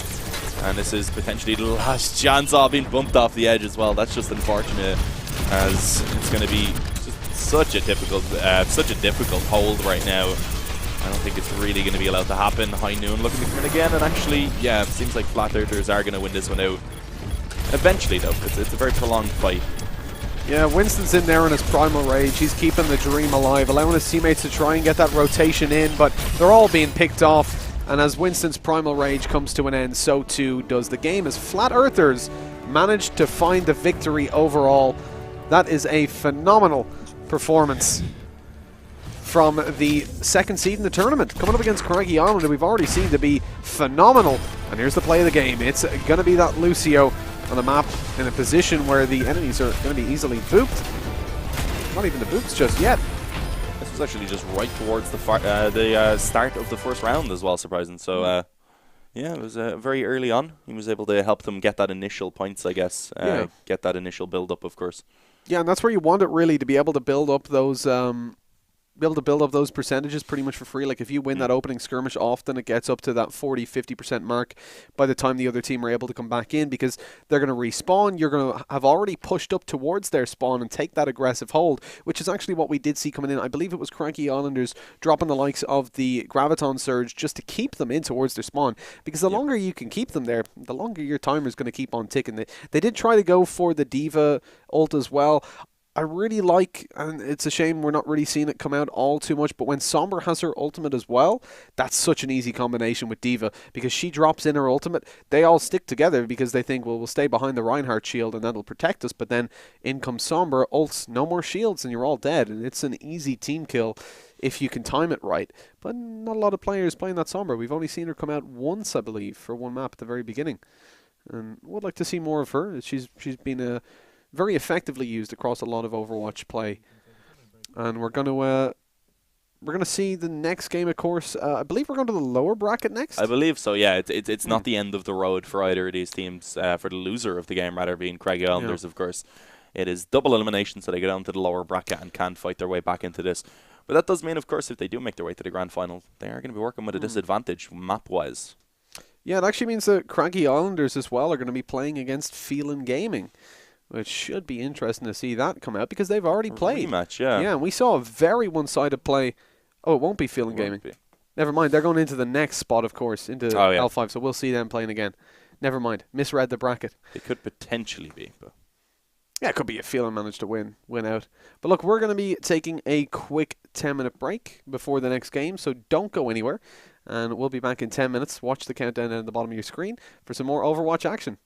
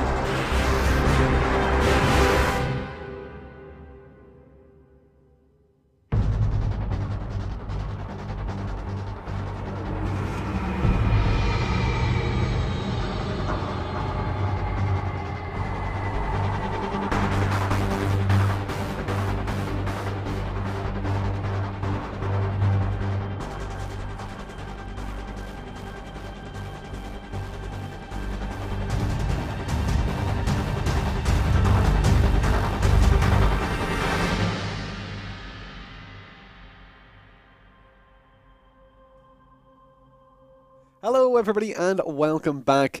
We are going to be going into a game between Goat Hunters and Phelan Gaming up next, and the winner of that will then go on to play Craggy Islanders. So that could be the rematch between Craggy and Phelan. We saw that being a very one-sided game over on Temple of Anubis earlier on. The question is that going to be the case coming forward? Yeah, Phelan versus Goat now, and then the winner will play Craggy Islanders. So, how you feeling, Dean? Feeling good. You're confusing me, Mitch. But yeah, it's Go Hunters versus Phelan, of course, coming up next in that lower bracket. So yeah, I'm not sure if you said something wrong, Mitch. I don't think so. So the winner of this will then go on to play Craggy Islanders. So if it is Phelan that comes out on top, it will be the rematch from what we saw earlier on, which was you're just overcomplicating everything, Mitch. Let's be real. I'm trying to build like a really complicated storyline. It's not that complicated. It's pretty simple. It's just Go Hunters up against Phelan in the lower bracket. Winner of that goes on to play Craggy Islanders. So. Phelan want that rematch. That's what I'm saying. They want to win this. Yeah, but you're overcomplicating it by saying that. But yeah, I'm looking forward to this game. I think this is going to be an interesting one. I don't think, have seen any gameplay from Go Hunters yet, have we? No, I don't believe so. They've always been off stream when they've been playing so far. They were the ones that lost out to Flat Earthers when Flat Earthers went through to play against Craggy in the Islanders. second round. Yeah, so we haven't seen too much from them. We know they lost to Flat Earthers, who are a solid team. I mean, they're already in the grand final here, so definitely not a team to mess with. And the question is that they're going to be able to put up a good fight up against Phelan Gaming, who we saw having a pretty heartbreaking loss earlier on Temple of Anubis. And now's their chance to redeem themselves on stream by taking down Goat Hunters and getting that rematch in the next round. I think this should be one of the closer games we've seen so far. Kind of two of the mid-ground seeds, I suppose, mid to lower ends. Yeah. And Phelan didn't play spectacularly. We haven't really seen much from Go Hunters yet either. So I think we could be seeing a close game. I'll be interested to see what sort of game mode we're going to see, because I think so far a lot of the teams do kind of seem to prefer that escort mode. Not the actual escort. You know what I mean? Of course, the hybrid. Yeah, hybrid. So Goat Hunters are going to get to choose what game mode we see coming out, while Phelan, of course, get to choose the map. Yeah. And so far, we haven't got the teams in just yet. So no veto has gone down just yet. And yeah, it will be interesting to see what does go down. I would like to see another one of those hybrids come out. The Assault Escort hybrid. It's a nice map. It allows for that, like we said before, it allows for that kind of closer battle. As in general, Escort is the one that leads to the most ties, hybrid being the second most evenly contested game mode that leads to those kind of overtimes. And so I want to see these two teams. They're closely matched teams, and I think a map like that, or indeed something like Control, could really favour them. It could really favour a close matchup, a close game, and something that's going to be really interesting to watch as two closely matched teams fight it out against each other. I just tend to, in general, prefer those sort of escort and hybrid maps. It allows for that kind of more somber play style, scouting out your opponents and counter-picking their defense, and I feel like that's where the real meat of Overwatch lies in general. But of course, there's different levels of play at every level, at every turn. And both of these teams being very closely matched.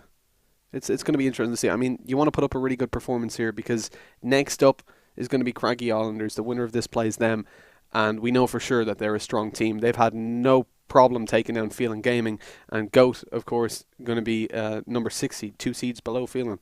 So you'd imagine they'll be confident regardless of which team they see. So you definitely want to make sure that the team that they see is strong and dominant throughout this series. I think in general, though, when you get to the lower end of the seeds, it's not as big of a difference between the teams. So I think we should see a pretty close game coming in here. But as you said, no matter who wins this, going up into that next game to take on Craggy Islanders is not going to be an easy feat at all. No, and Craggy, of course, finding themselves in this lower bracket because they lost out to Flat Earthers, the second seed in this tournament. We did, of course, say seed 1 through 3 are going to be the closest contestant, and that's already seeming to be the case as number 2 comes out on top. And that previous game was very close indeed. We saw it go to all 3 maps over in Lijiang Tower.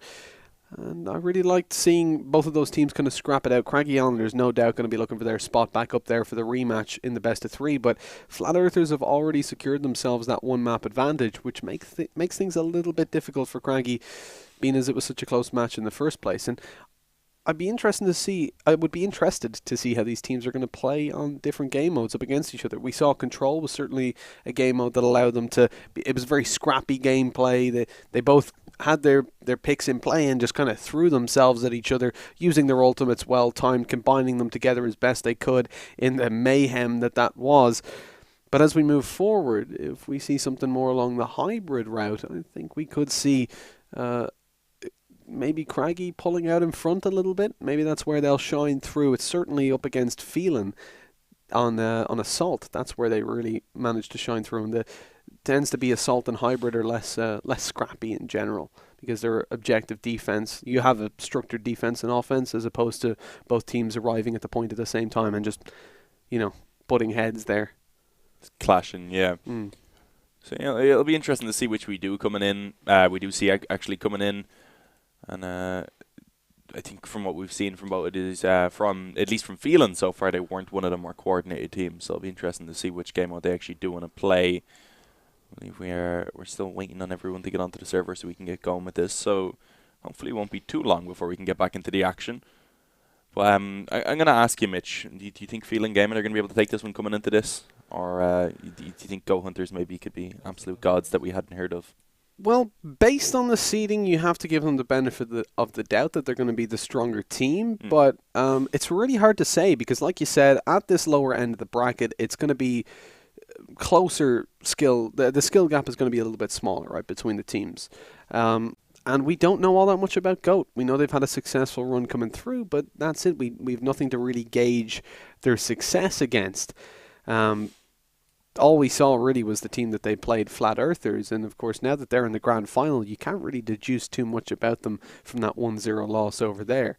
From what I remember, the game didn't end all too quickly. I think we were actually waiting for it to end to find out who was going to be playing Craggy Islanders, so maybe that would indicate that it was a slightly closer game, or maybe it indicates they were late joining the lobby. You don't know. So it is very hard to say. I think feeling from what we saw from them earlier are going to be... Well, there's two ways really about it. They could be demotivated. They had a really crushing loss against Craggy. But now that they've managed to come down, they've taken down the dirty scraps, and they've managed to make their way through here. They've got that potential rematch coming through against Craggy Islanders in the next round if they win here. I think they're going to be coming in motivated. At least I hope we're going to see them coming through being motivated. And we're going to see a control play again, that kind of scrappy style. And I think that takes away any advantage maybe Phelan might have from the seeding, because like you said, the skill gap is going to be so close here, and on a control map, that's not really where you see a lot of the time at this level teams outshining the others. It's kind of all comes down to that team play, to the ultimate usage, and I'm not too sure who I'd favour coming into this. It's Ilios as well, so we'll probably get to see some Farah action again, maybe. Yeah, almost certainly. Lucio as well, really powerful on this map. Of course, we would have both experienced that, getting booped off the map on a consistent basis as you make your way towards there. You've also got the likes, when you have that point secured, it can be really powerful to have Roadhog in play, because you can actually make your way in there. If you're defending, when they start to push in, you can stand near the edge, pull them towards you, and turn towards the edge so they drop down. So that can be really powerful. There's a lot of characters that really shine through here, but I think by and large teams will go for that 3-3 pick, unless they want to go for something along the lines of Farah or indeed Genji as well here.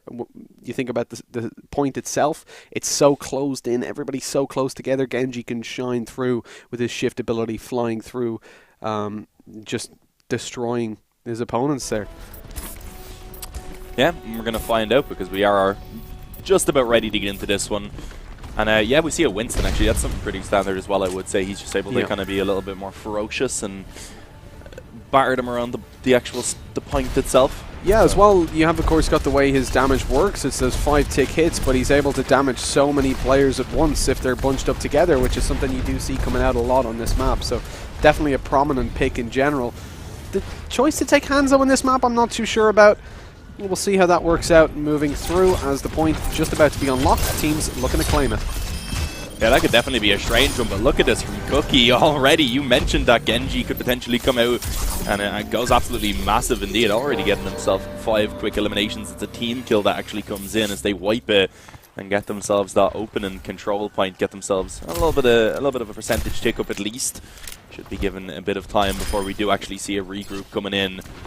Yeah, I'd like to talk a little bit about Skipper there. He's changing over. I believe he was McCree earlier on, now taking the Widow. That's pretty important because up against this Pharah Mercy combo, it's really hard to deal enough damage with McCree unless you're hitting all your shots to take Pharah down before she's healed. And so that that Widow rather, will be able to do a lot more damage. And already there you see him taken down two, one of which, of course, is Pharah. But the res comes in from Mercy before she's eventually dropped, and the kill's now going the way of the attackers. It should be an easy claim on the point for them. Yeah, they should be able to find that, although maybe something could be done by Nexus here. He was coming in to try and assist. Yeah, he's going to actually take down the D.Va, so it was the D.Va from Phelan instead that was still on the point. So there we have it. It is going to be brought over in favor of Go Hunters for now. But there is still a lot of ultimates ready already for Phelan to actually try and push in with. So once they do regroup, they're going to have a very well-coordinated attack. They have Ana, of course, who can boost someone if needed. That probably be put towards Kielbasa on that Winston. He can get in and just start kind of just bashing everyone around. So it'll be interesting to see. But yeah, here we go. Looking to try and begin the push back in to take this fight for themselves. And actually already been able to find that one kill. Lucio going down. Yeah, indeed. And then Ana, shortly afterwards, is going to follow. The return of the picks coming into play as that the point, rather, is going to be contested. But D.Va falls. Nobody there to really help out. We have got Genji on his ultimate at least, so he could be able to do some good damage. Primal Rage unlocked as well for Kielbasa. Is the damage going to be done? He was about to be taken down, decides to deploy that Primal Rage, trying to boop D.Va off the map with it. It's not going to work just yet, but Winston... Oh, there, he's able to jump back onto the map just in time. And so with Kielbasa being taken down, that signals the end of the push coming through from Phelan. And that point is going to keep on ticking as Goat Hunters find a lot of percentage for free here. They're going to be on about 80% before the contestation really comes to fruition for Phelan. So they only really have one more chance to get in here. And already good DPS being done by Hanzo. But it's going to be returned. D.Va in there, ultimate in play, uses it just to get away with her life, but still slowing them down 85% of the point, and they're still nowhere near it on the Phelan side. Yeah, that's the problem. This is going to be very difficult for them to try and reclaim control of. They have that ult on towards Hanzo. That can be thrown in to do a lot of damage, and Ana is still as well with the one to try and boost. The problem is both of those players already been eliminated. It's ticking away, and at this point I don't really think there's any way for them to pull themselves back into this one on the Phelan game inside, as it is going to be Go Hunters to go ahead and pick themselves up that opening round, and doing so very convincingly, especially considering they lost that point initially, fought their way back in, and they just held it down for that full 100%. Yeah, Phelan were a little bit too delayed trying to get back in towards the point. Unfortunately, it's just not going to work out for them as they don't manage to get in there. Now we're sitting with a 1-0 advantage to Goat Hunters, and Phelan going to be feeling a little bit demotivated, perhaps. That one. It's been done too many times in the CS community for Phelan, so it has. You disappoint me, Mitch. I'm sorry, Dean, I'm sorry. But Phelan disappointed me there. Not able to get back towards the point. They've been taken over very easily for Goat Hunters. The second that they manage to claim it, they pretty much continue on holding it for the rest of the map relatively uncontested. Just able to find that DPS action with Hanzo and Widow. And speaking of Widow, she's looking for some early picks.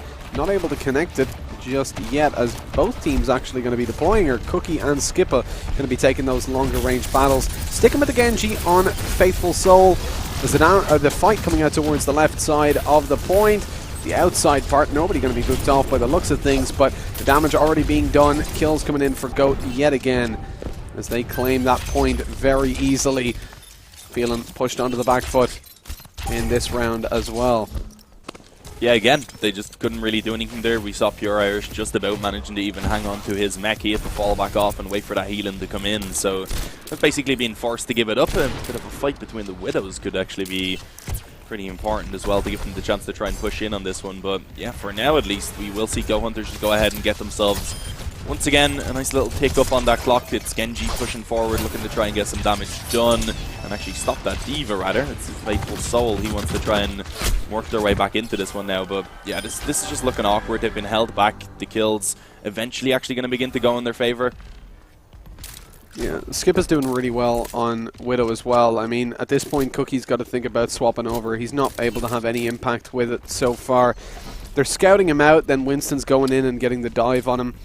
Yeah, there we go, swapping as well. And you got to at this point. It's just not working. They've got to abandon the DPS, going instead for Goats up against Goats, as it's going to be the 3-3 play. Standard enough coming out with Moira, Lucio and Brigitte backing up Zarya, D.Va and Reinhardt. The ultimate comes through from Hanzo. Only one kill to be found, but that's going to be Brigitte. She's pretty important here. That's kind of one of the semi-tanks taken down, as well as one of the other healers, leaving only Lucio, and he's not going to be able to heal Reinhardt, Zarya and D.Va all too well.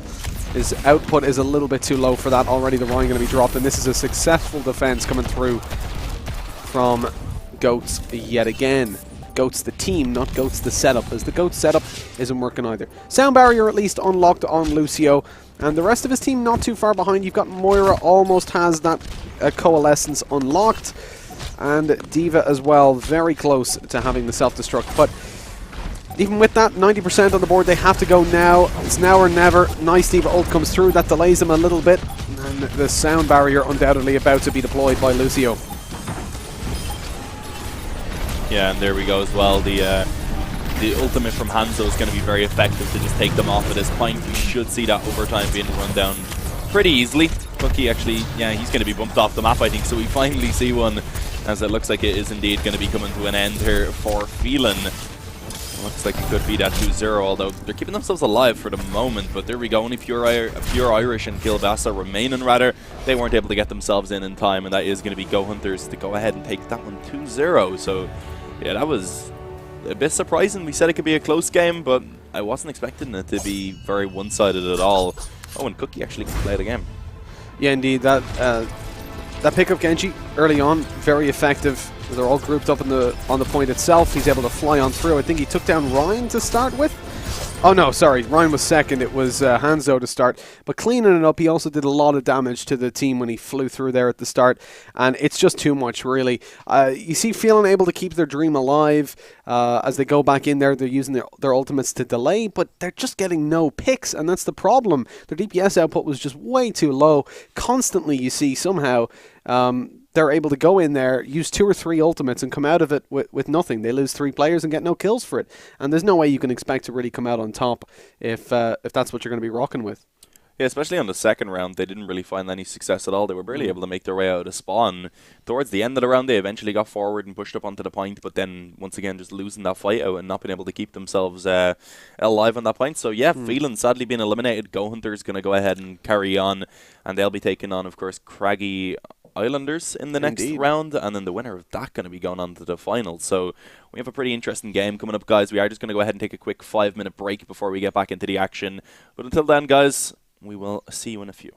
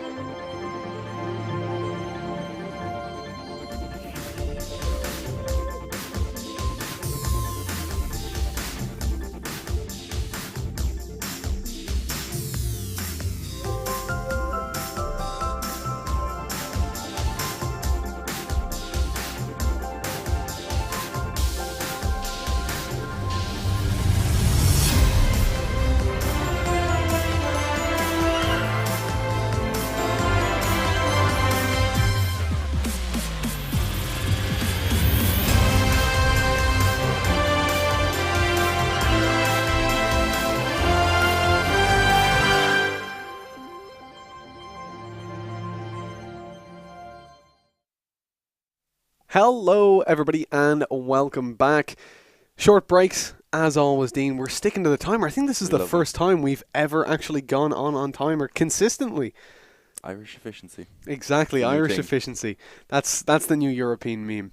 Well, look, we're coming into a very interesting game indeed. Craggy Islanders, who had a very one-sided game against Phelan earlier on in the day, versus Goat Hunters, who had a very one-sided game against Phelan just a couple seconds ago. Couple minutes. That's about how long it lasted, to be honest. Exactly. Yeah, it was a close call to being just at that minimum time. Yeah. I think with the exception of Goat Hunters being pushed off the point at the start, they did it literally as quickly as they physically could have after about 30 seconds through the first. We seen that one initial capture come in from.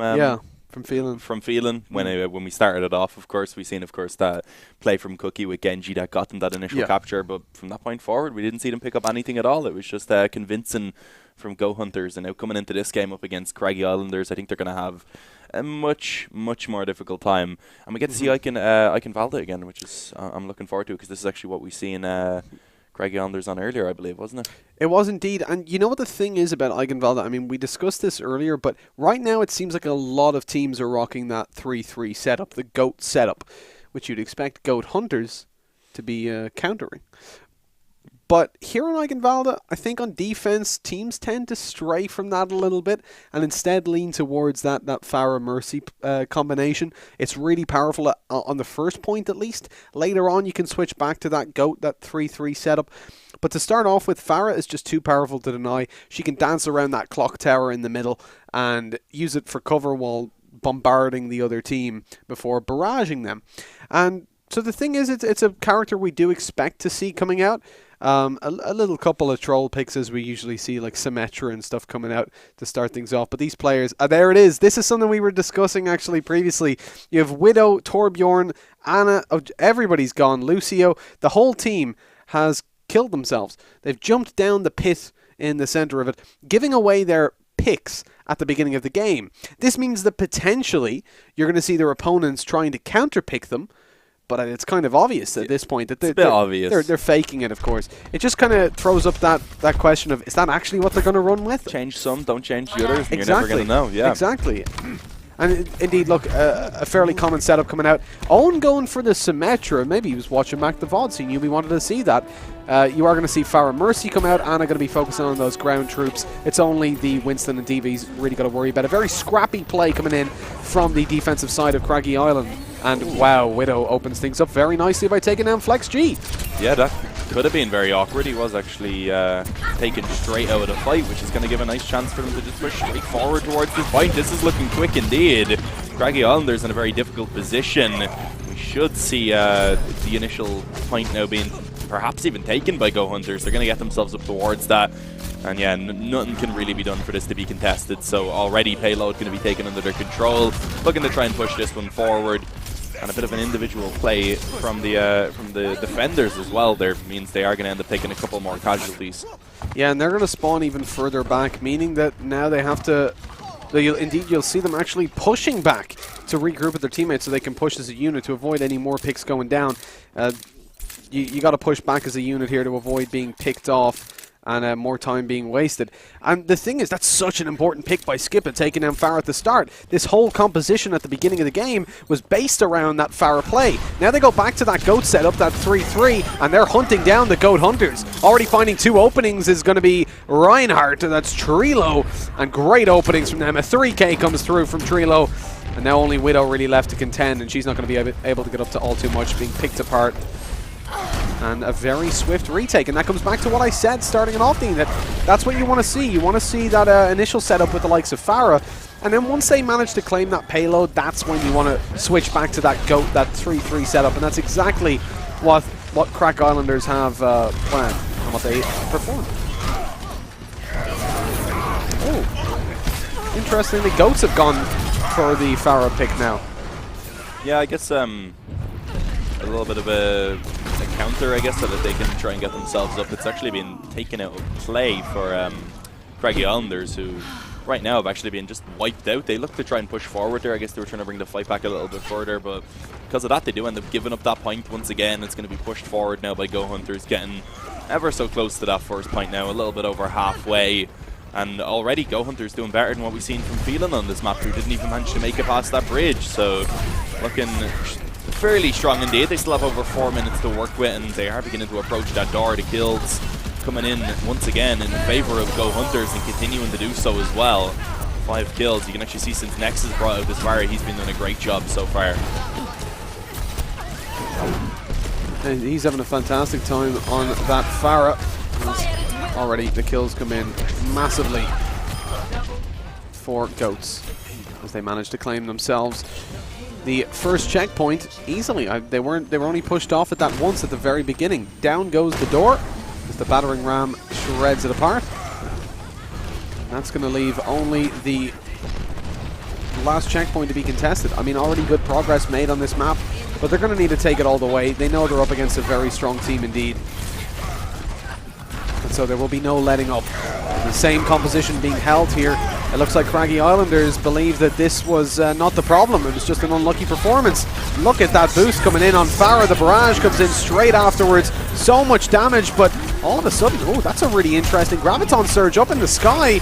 D.Va manages to pick up 3 kills. What's going on? Ryan knows he's dead, just spinning around that high DPI spin. But what a defense. Fantastic Zarya ult combined with the D.Va E firing in those rockets, and it's over just like that.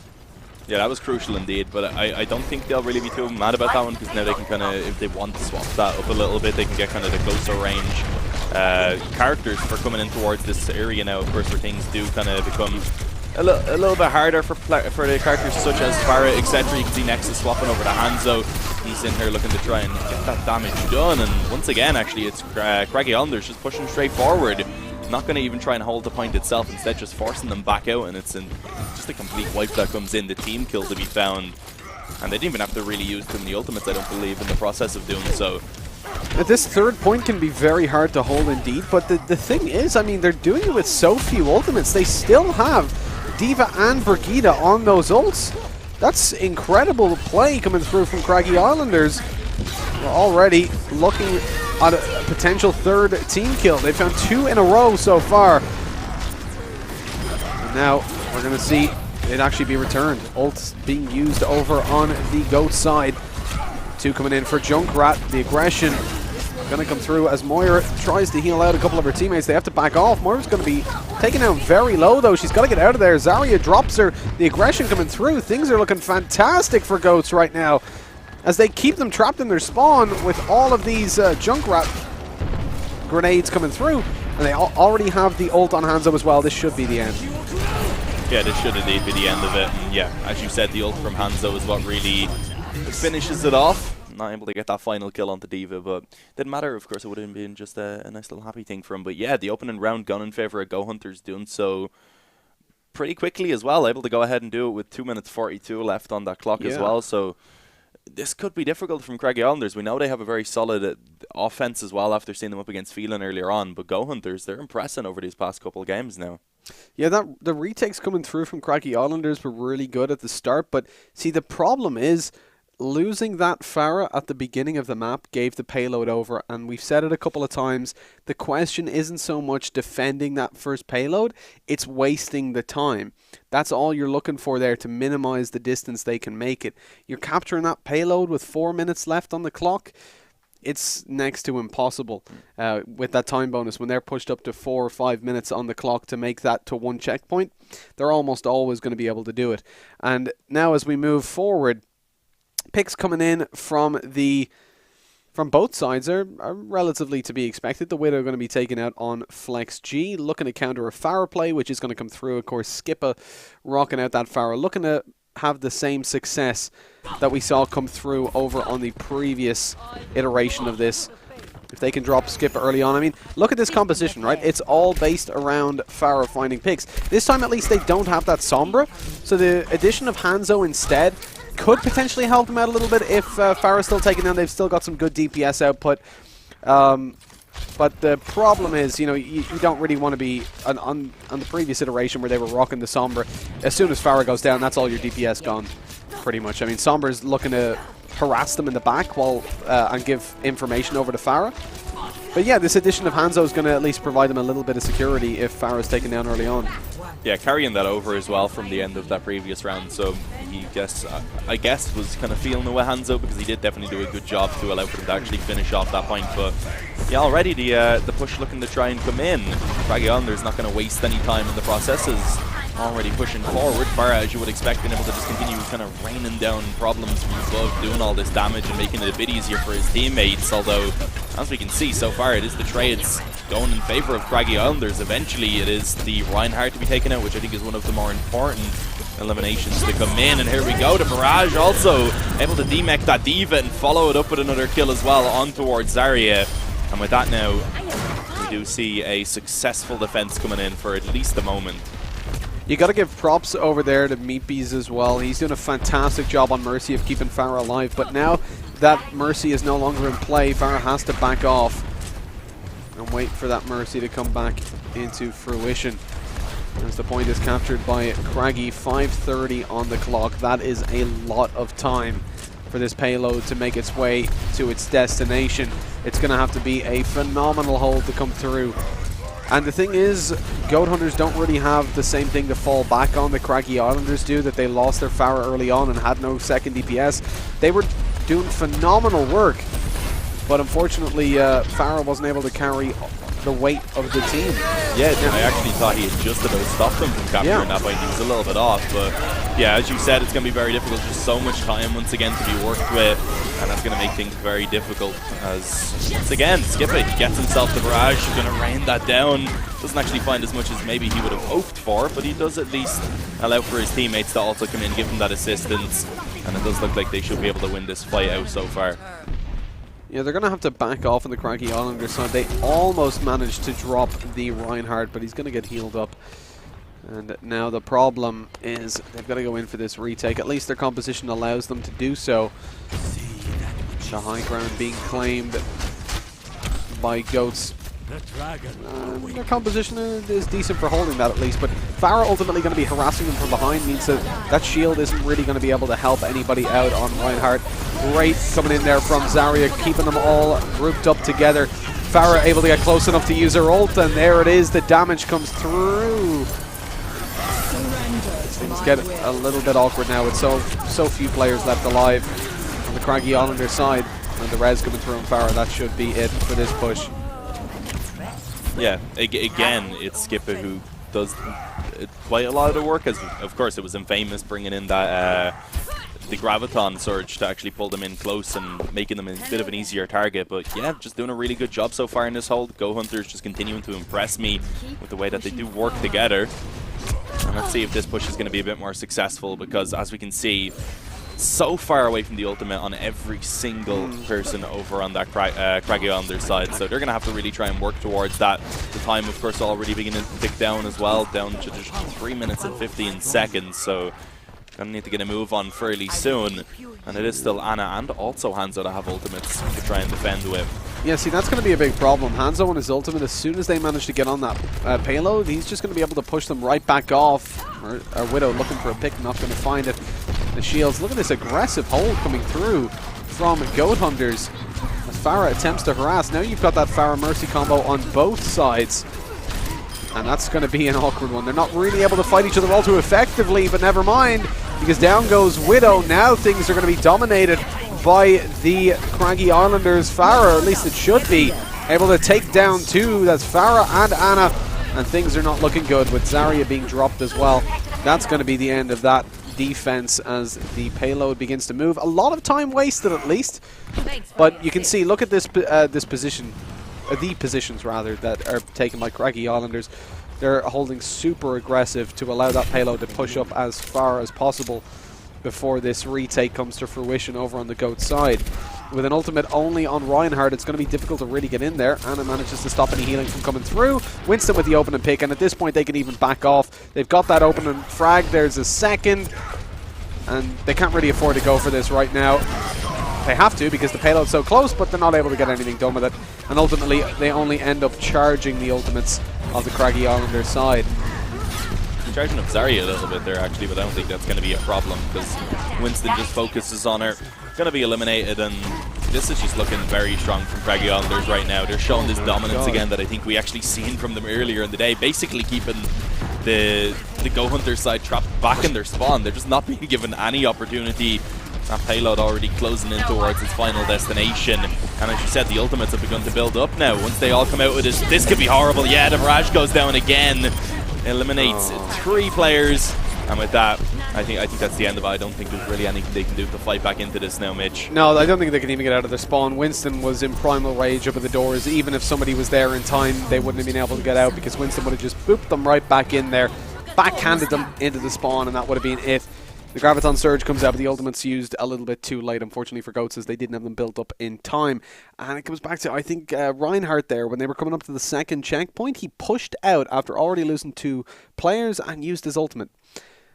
That's just going to shred you. I mean, that's an ultimate thrown away. The chances of that being a successful play are next to non-existent. And now as we go into an overtime, it falls into the hands of... Well, to be honest, actually, it's not even one-sided coming into this. 234 remains for Craggy Islanders, while Goat Hunters have 242. So Goat Hunters actually had a better success. The problem again, though, is I feel like that whole success was rooted around them finding that opening kill onto Farah, and now that that's not really going to be a thing, well, at least one would hope so, it might be a little bit more difficult for them to actually clock up that time. As Craggy Islanders, we've seen them on Eigenvalda twice, and both times they go in for that aggressive play with Lucio. We're probably going to see that come through again, regardless of the picks that we see coming out right now. That's not their starting composition. And so we do expect to see them go in hard and fast. Lucio, 3-3 setup, and find themselves that point straight away. They'll need to make up a lot of ground, because wherever they make it to, that's the finish line for Goat Hunters. If they make it there as well, even an inch further, it's all over. Yeah, we've seen Owen actually kind of enjoying this Widow so far, been doing a pretty good job with it. At least on this initial point in that previous round as well, it was very effective in getting the damage in and taking down the Farah as well. But yeah, looking to try and push in already. We know Craggy Islanders are not really the team to shy away from this early aggression. They want to move in quickly and very swiftly as well in the process, as Winston on the actual point itself taking a lot of damage over on that Go Hunter side, already been eliminated. Mercy going to be taken down alongside Hanzo, and they're only allowed to actually bring in 1 trade in return for that. So Craggy Islanders so far coming out on top of this fight, but just as I say that, yeah, being absolutely destroyed there. There was that 1 res that came in, I believe, on the actual point itself, but not going to amount to too much. Payload already being captured, and now 1 minute and 45 seconds for them to try and push this as far as they can. Yeah, I mean, they haven't lost all too much there. I think a minute, not even a minute, ran down on the clock. No bonuses coming through, of course, now that they're in that overtime play.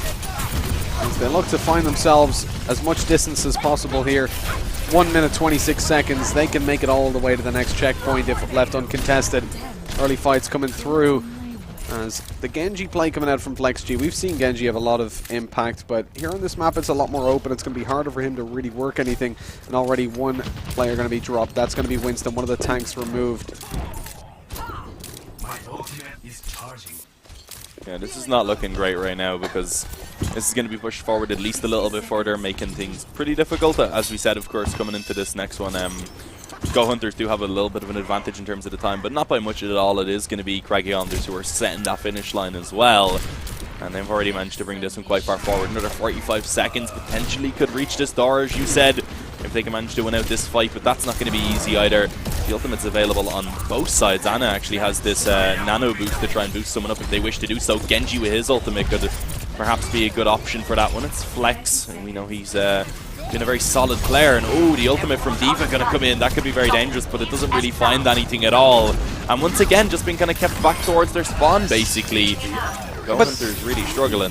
It's more by choice. They've decided to defend this so late on. They didn't contest it until, I mean, they found the opening kill onto the Winston, and then they decided to defend from all the way back at the door. This checkpoint already almost reached, and indeed it will be.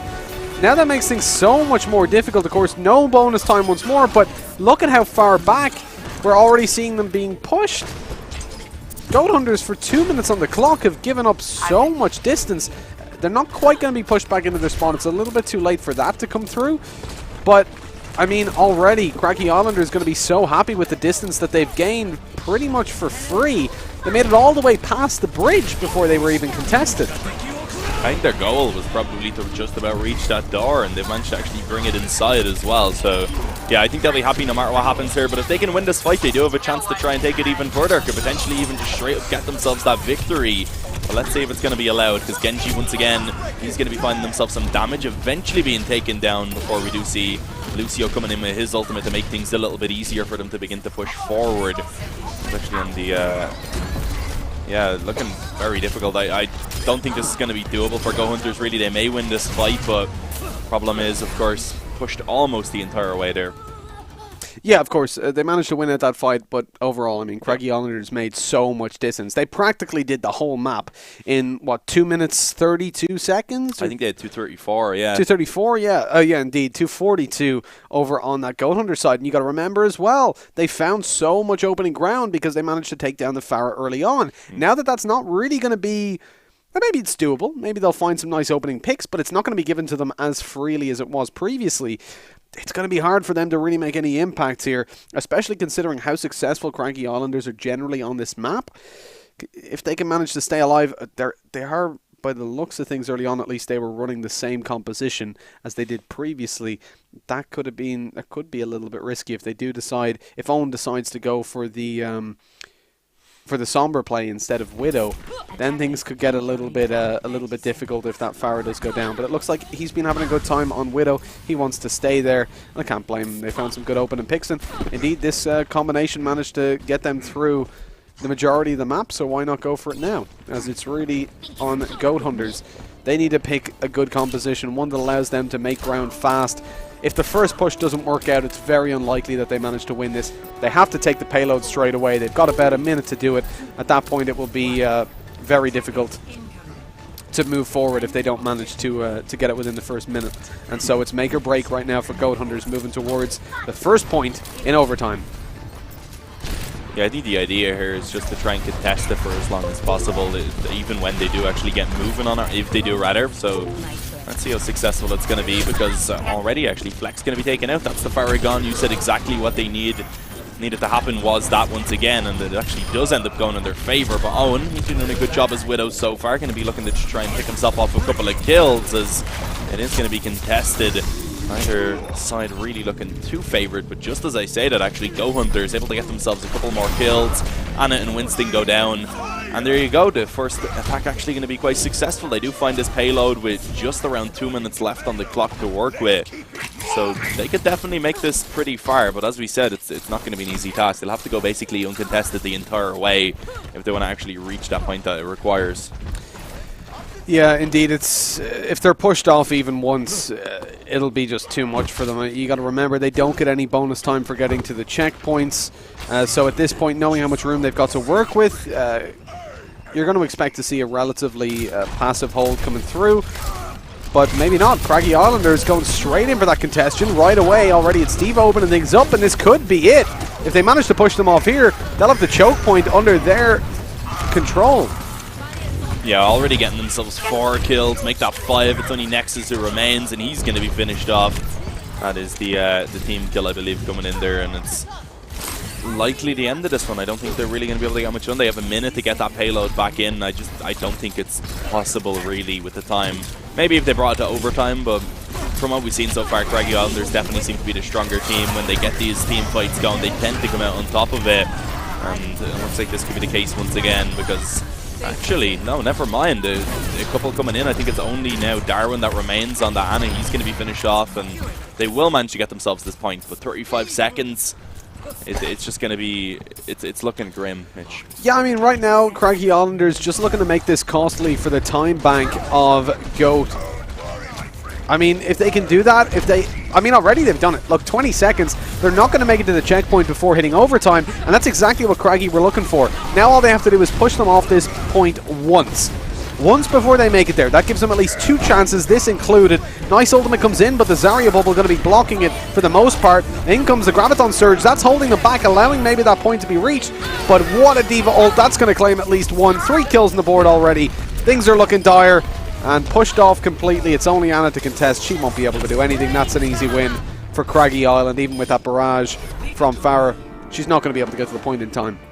It's all over here as Craggy Islanders find themselves a place in the finals. And great play all round from them. Yeah, I do think we have to kind of give props to Go Hunters as well. Of course, coming in as number 6 seed, struggling early on, and then putting up a good fight here against Craggy Islanders, who are one of the favorite teams. Of course, this was a really nice play by Owen here to go ahead and hold down that point at that position. So yeah, good performance. Craggy Islanders going to be heading on into the grand finals now. Going to be getting that rematch against Flat Earthers, which I'm excited for. You got to give it to Andy as well on Zarya. He did a really, really nice job with the Graviton ultimates. He was doing a fantastic job. He even got that aerial Graviton surge. It was really nice. Above the payload. Yeah, indeed. Yeah. It was when Farah went for an ultimate. It just landed it straight on top of her. Over towards the bridge, I remember. Yeah, but right there, that's Craggy Islanders, of course, securing themselves the victory and indeed the rematch, and that's going to be interesting up against Flat Earthers. It was a close, scrappy game over on Control when we saw them play last, and now it could be a close, scrappy game again, but the question is it still going to be Control? Well, I doubt it, considering how Craggy Islanders, I believe, should get the choice here, because of course they're going to be coming into it from the lower bracket. But we'll be coming back to you guys with that gameplay. Craggy Islanders and Flat Earthers taking each other on in the next couple of minutes. Stay tuned after this break.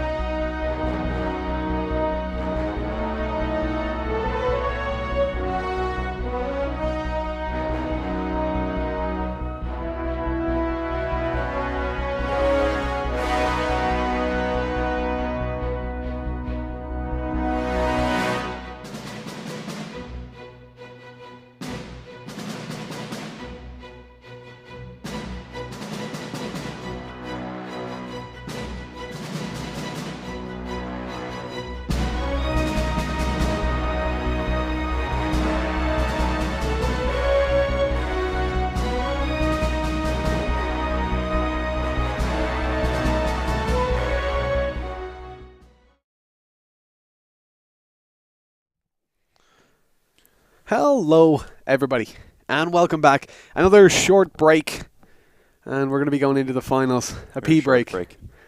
That's rude. But we're going into the finals. Craggy Islanders and Flat Earthers taking each other on in an unconfirmed location and unconfirmed rules of engagements just yet. Going to be interesting, these two teams. Like I said, control what we saw them on previously. It was a scrappy game. And it's going to be Lijiang Tower. It's a best of 3, of course. And you're going to see if Craggy Islanders win, we'll go to a second. And if Flat Earthers win, it's all over. It's going to be interesting. You're making it a bit more confusing than it needs to be, Mitch.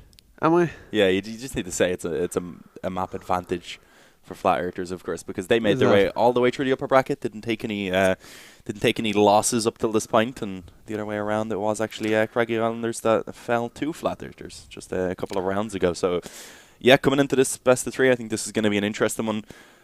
If Craggy Islanders play like they did in that previous game, I think we could potentially see that 2-0 for Flat Earthers, because I don't think they were really as impressive as we've seen from them earlier on in the day. It seems like they've cooled off a little bit since. Well, that could be the case. I mean, you got to remember as well, though, Flat Earthers, they've been chilling out. They haven't had to play since the last time we saw them on the stream, and so now they will have had a chance to maybe take a look at Craggy Islanders and how they play. Take a look back at the video of them when they played against them. I believe it was on Lijiang Tower as well. If I remember correctly, I think it may have been. So this is a Oh, no, I don't think so. I'm pretty sure they played against each other on Eichenwalde. I think so. Could have been. Could have been. I believe it was, because that was our... No, it was a control map, though, wasn't it? Between these two guys, it went 2-1. Can't remember. It's been a long day. It has. not really. Not really, yeah. It's been it's been a lot of action, It was though. the first game, and I'm pretty sure that we done, yeah. But look, either way, these two teams, very closely matched. It's going to be an interesting one. It was close last time. A very, very scrappy game indeed. And as we move forward to the final, this is where both teams are going to be fully concentrated. I mean, Flat Earthers, they just need one and they're done, right? This is the map they need to win here on Lijiang Tower. And it's one that I would expect to see them potentially come out on top in. I think they've gone for hybrid as the second game type, Eichenwalde as map number 2. Okay. So, yeah, it's going to be interesting. I mean, we saw both these teams before. They were scrappy, they were close, and as we move into this, it's going to be the same. So yeah, I'm looking forward to getting into this one. As we said, of course, that 1-0 advantage due to towards Flat Earthers due to coming through the upper bracket. So they'll have a little bit of an advantage coming into this one. But Craggy Islanders, we know they're capable. I think we just need to see them playing like they did earlier in the day, where they were playing with a lot more confidence. They were making sure to kind of work off of each other a lot better. That previous game, there was definitely some nice moments, but there was also moments of weaknesses, I feel like, where it was getting too close. And I really don't think we should have seen them really kind of struggling that much up against Go Hunters. I feel like it should have been a pretty easy victory for them. Yeah, you do got to give them props, though, for... I think they went a little bit over-aggressive with that Farah, allowing him to be spotted straight away by Widow, which really lost them out a lot. But as we move forward into this, it's going to be Craggy Islanders, I believe, their mode choice of control. So they maybe feel that scrappy style is going to favour them over Flat Earthers. As we look to get into things, you got to think about how Craggy have been playing things so far. They've shown themselves to be an agile team. They're able to take that GOAT setup, that 3-3. They can take a 2-2-2 setup with the DPS, support and tanks. And on a map like Lijiang Tower, it's going to be quite possible to take those kind of the DPS out. We said this before, the likes of the Genji in play here is quite common. You have the likes of maybe Reaper as well. The 3-3, the GOAT setup, also comes out from time to time. But I feel like a lot of the time we do like to see the likes of Genji here. It's a very close range map. It favours that close range combat, and he's able to really shine on maps like this. And we still haven't seen a Reaper in play yet. No, not a single one. We could maybe see it in this game, but I don't think we are going to. I think these teams just aren't really a big fan of Reaper, maybe. Yeah, possibly. I mean, right now the GOAT setup works really well for most teams. It's what's deployed 9 times out of 10, I feel like, except for the maps where the likes of Farah or Widow would be favoured, like Route 66. You expect to see that kind of Widow play come out. Then over on maps like Eichenwalde, that's where you expect to see something like Farah, because the map just allows them to dance around and find those openings like that. And already we're going to see the thing is, when we start off here, it's very hard to get a read on what the team are actually playing, because often they do go for that very mixed buy at the start, where they pick out like Symmetra and Torbjorn and stuff, but then once play actually gets underway, they swap straight away. So they can't really be scouted out. You don't know what, not even we know what they're going to be rolling with, but I would expect probably both teams to go for that 3-3 setup. Yeah, it'll be interesting to see. First of all, I think they're both going to need 6 players on the server, because we have had a little bit of a disconnection. So. It's not Twiz this time. No? Who are we missing, actually? I'm not even too sure. But it's not Twiz. Put you under a lot of pressure, I'm sorry. You did. I don't know all 12 players that well. This is my first time casting any of these guys today. This is my first time. Why you got to do that to me, Overwatch, Dean? so. Come on. I don't remember straight. It was Vendetta, though. Just remember there in my brain. It is actually. No, you didn't. You jumped back to server. Oh, did he? That was a coincidence. Coincidence, yeah. It was a coincidence. But yeah, I think we should be probably ready to get into this one pretty soon. Pause has been removed, and we should find out pretty soon what those picks are actually going to be. It'll be interesting. For sure it will. I mean, both teams seem to fall back on that 3-3 setup. Unlikely to see the likes of a Mercy come out here. The res not going to be all too important. If you lose that pick, you want to just look to return it, not so much to get the res in, because the rotation time is pretty standard, pretty similar for both teams. I respect it from Trilo playing as Wrecking Ball early on. I like to roll around the spawn as him, cling to services, but ultimately it will be Reinhardt that he goes for. 3-3 setup coming out. And actually now I've only just remembered, indeed, we did see earlier on the Craggy Island play here, and they decided to take out that May, and it looks like we're going to see the exact same thing come out for their opponents, Flat Earthers. An even pick, in fact a completely symmetrical pick. Those picks come in, but it's for Flat Earthers as they look really strong. 2 frags already, and there's another. Oh, it's just dominance. 3 kills go in, and Craggy Islanders go out. Yeah, this is going to be an easy initial control coming in for Flat Earthers. Going to go ahead and pick that one up, and now it's going to be a tough retake to try and come in. Craggy Islanders going to have to try and make their way forward. They do have that Reinhardt, of course, to try and keep themselves a little bit more protected. And oh, the May walls both going up. It puts a little bit of a divide between everyone, but eventually they will go down. Going to be beginning to push their way a little bit closer to this actual fight now. There's still no ultimates in play for either side, but we do see over on the Flat Earthers side a couple of players beginning to get close. And we do actually see Vendetta picking himself up that Graviton Surge, so that could be very useful once we see a couple of his teammates getting some ultimates out as well. But for now, it has been slowed down. Craggy Islanders being forced back, and it doesn't look like they're going to be able to find much from this fight. This is one of the benefits of having May, right? You can go up aggressive with your ice wall, drop it there in the entrance, and stop them from actually making their way back in to claim that point. And while you do so, time's just ticking away. 50% already in their favor. There goes the Graviton Surge. May coming in there. She's got a Blizzard as well. She won't even need it. Fantastic play as Diva demeched as well. That's 4 kills in favor, all because of Diva, as the other 2 swept up. And again, look at May's ultimate. She's got the ice wall. She can delay them coming in. Then she's got Blizzard, so they can't even push.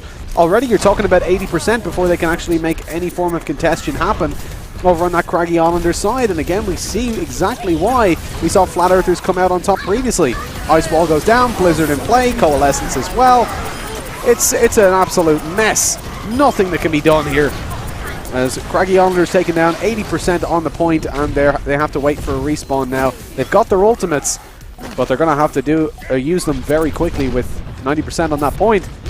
They've got no time. They need to go right now. Yeah, this is just going to be the first round gone over to Flat Earthers. There's nothing really that Craggy Islanders can do. As you said, a couple of ultimates, but they just don't have the time to actually reach the point now, as it hits 99. Lucio actually making his way up, but I don't know how long he's going to be able to hold this forward. They do actually take down Reinhardt, giving themselves a little bit of a chance.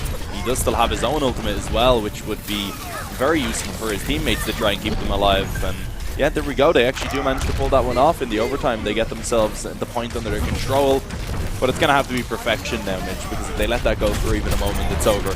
That was insanity. Literally, I don't even know what the time was like. I caught it from an overhead perspective.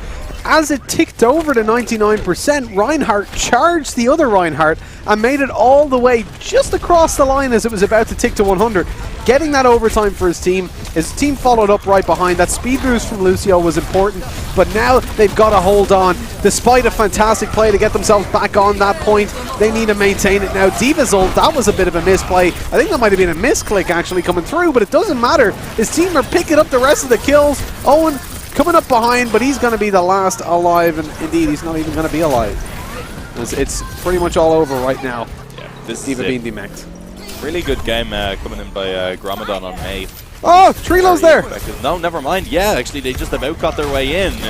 Reinhardt could do a lot, but it's not going to be allowed, as you said, Trilo. He is going to go down, although there is also the Wrecking Ball on the point, so he's just been a bit of a nuisance trying to fly around, or rather roll around, and just keep this for now, but this is looking so awkward. The problem is there's just so many players on this point right now for that Flat Earther's side. The amount of damage they're able to actually dish out is just a little bit too much for him to handle. Currently only Lucio remains. He's going to be taken down, and there you have it, 100% going to be found for Flat Earthers, getting themselves the first round here on map number 1, and of course also coming in with that map advantage due to coming from the upper bracket. So Craggy Islanders really on the back foot now. They're going to have to play flawlessly from this point forward and really step it up. I mean, that was insanity, though, from Trilo. He kept that alive twice, literally down to the wire, overtime about to tick over, and he just gets on that point again and again. But the ultimates were built up there. There was nothing they could really do. Flat Earthers had it in the bag from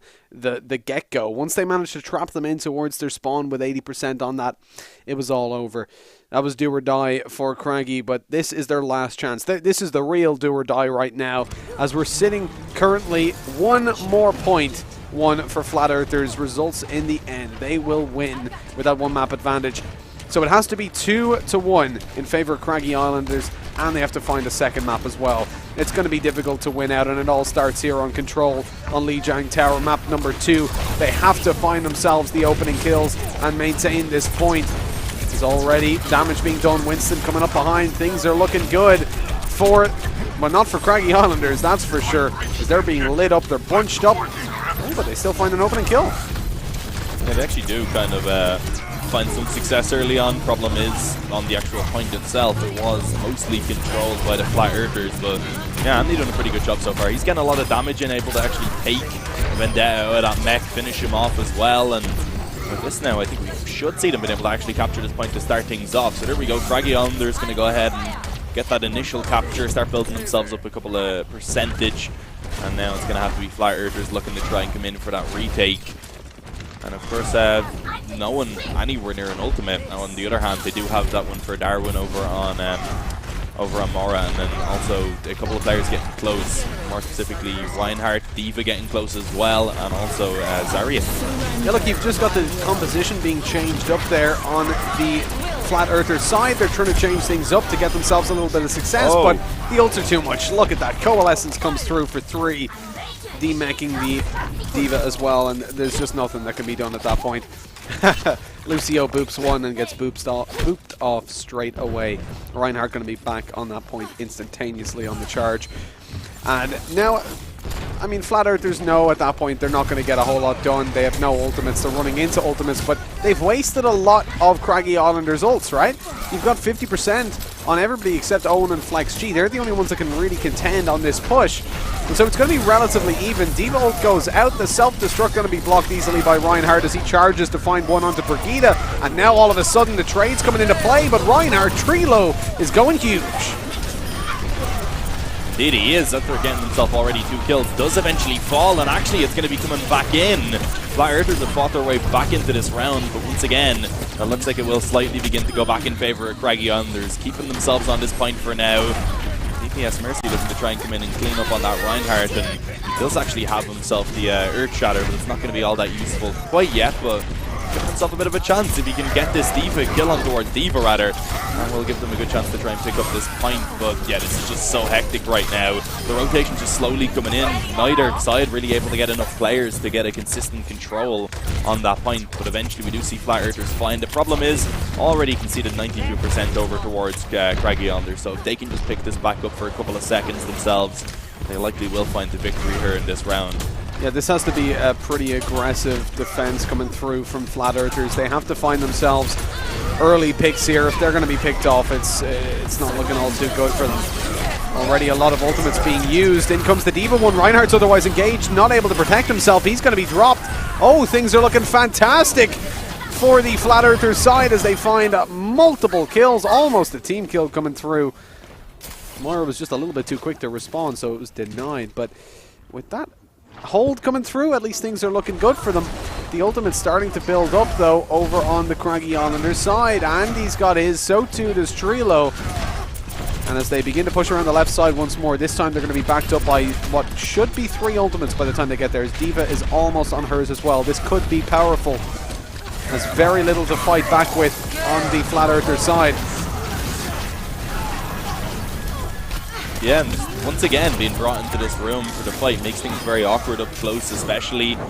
As we can see, Flat Earthers once again coming out on top of it. Didn't really need those ultimates. We didn't see Andy using his, nor Owen. I think we actually had a... Yeah, Owen, he was the one actually that had that other ult. So not really using any of it there, end up losing out that fight, and this is where it gets really awkward now. This is maybe their last chance to try and actually reclaim control of this, because it's up to 80% already for Flat Earthers. They're building up their own ultimates as well. Twiz and DPS Mercy about to get theirs, which would be very useful in this position. But here we go, making their way onto the point already. The D.Va ult comes in along with the Graviton Surge. Not going to do quite as much as they would have hoped for, but the damage being done by either side slightly favouring Flat Earthers, or slightly favouring Craggy Islanders rather. It's Flat Earthers who are beginning to lose those players. The tanks going down as well. Reinhardt being gone makes things very awkward. They do have it towards 99% already. The overtime in play. It's a very important Lucio ult coming in as well. He's going to keep his teammates alive for a little bit longer. The Coalescence coming around from Moira. Going to be doing a lot of damage as D.Va tries to build back up her mech. It's not going to work, but in comes that Graviton Surge.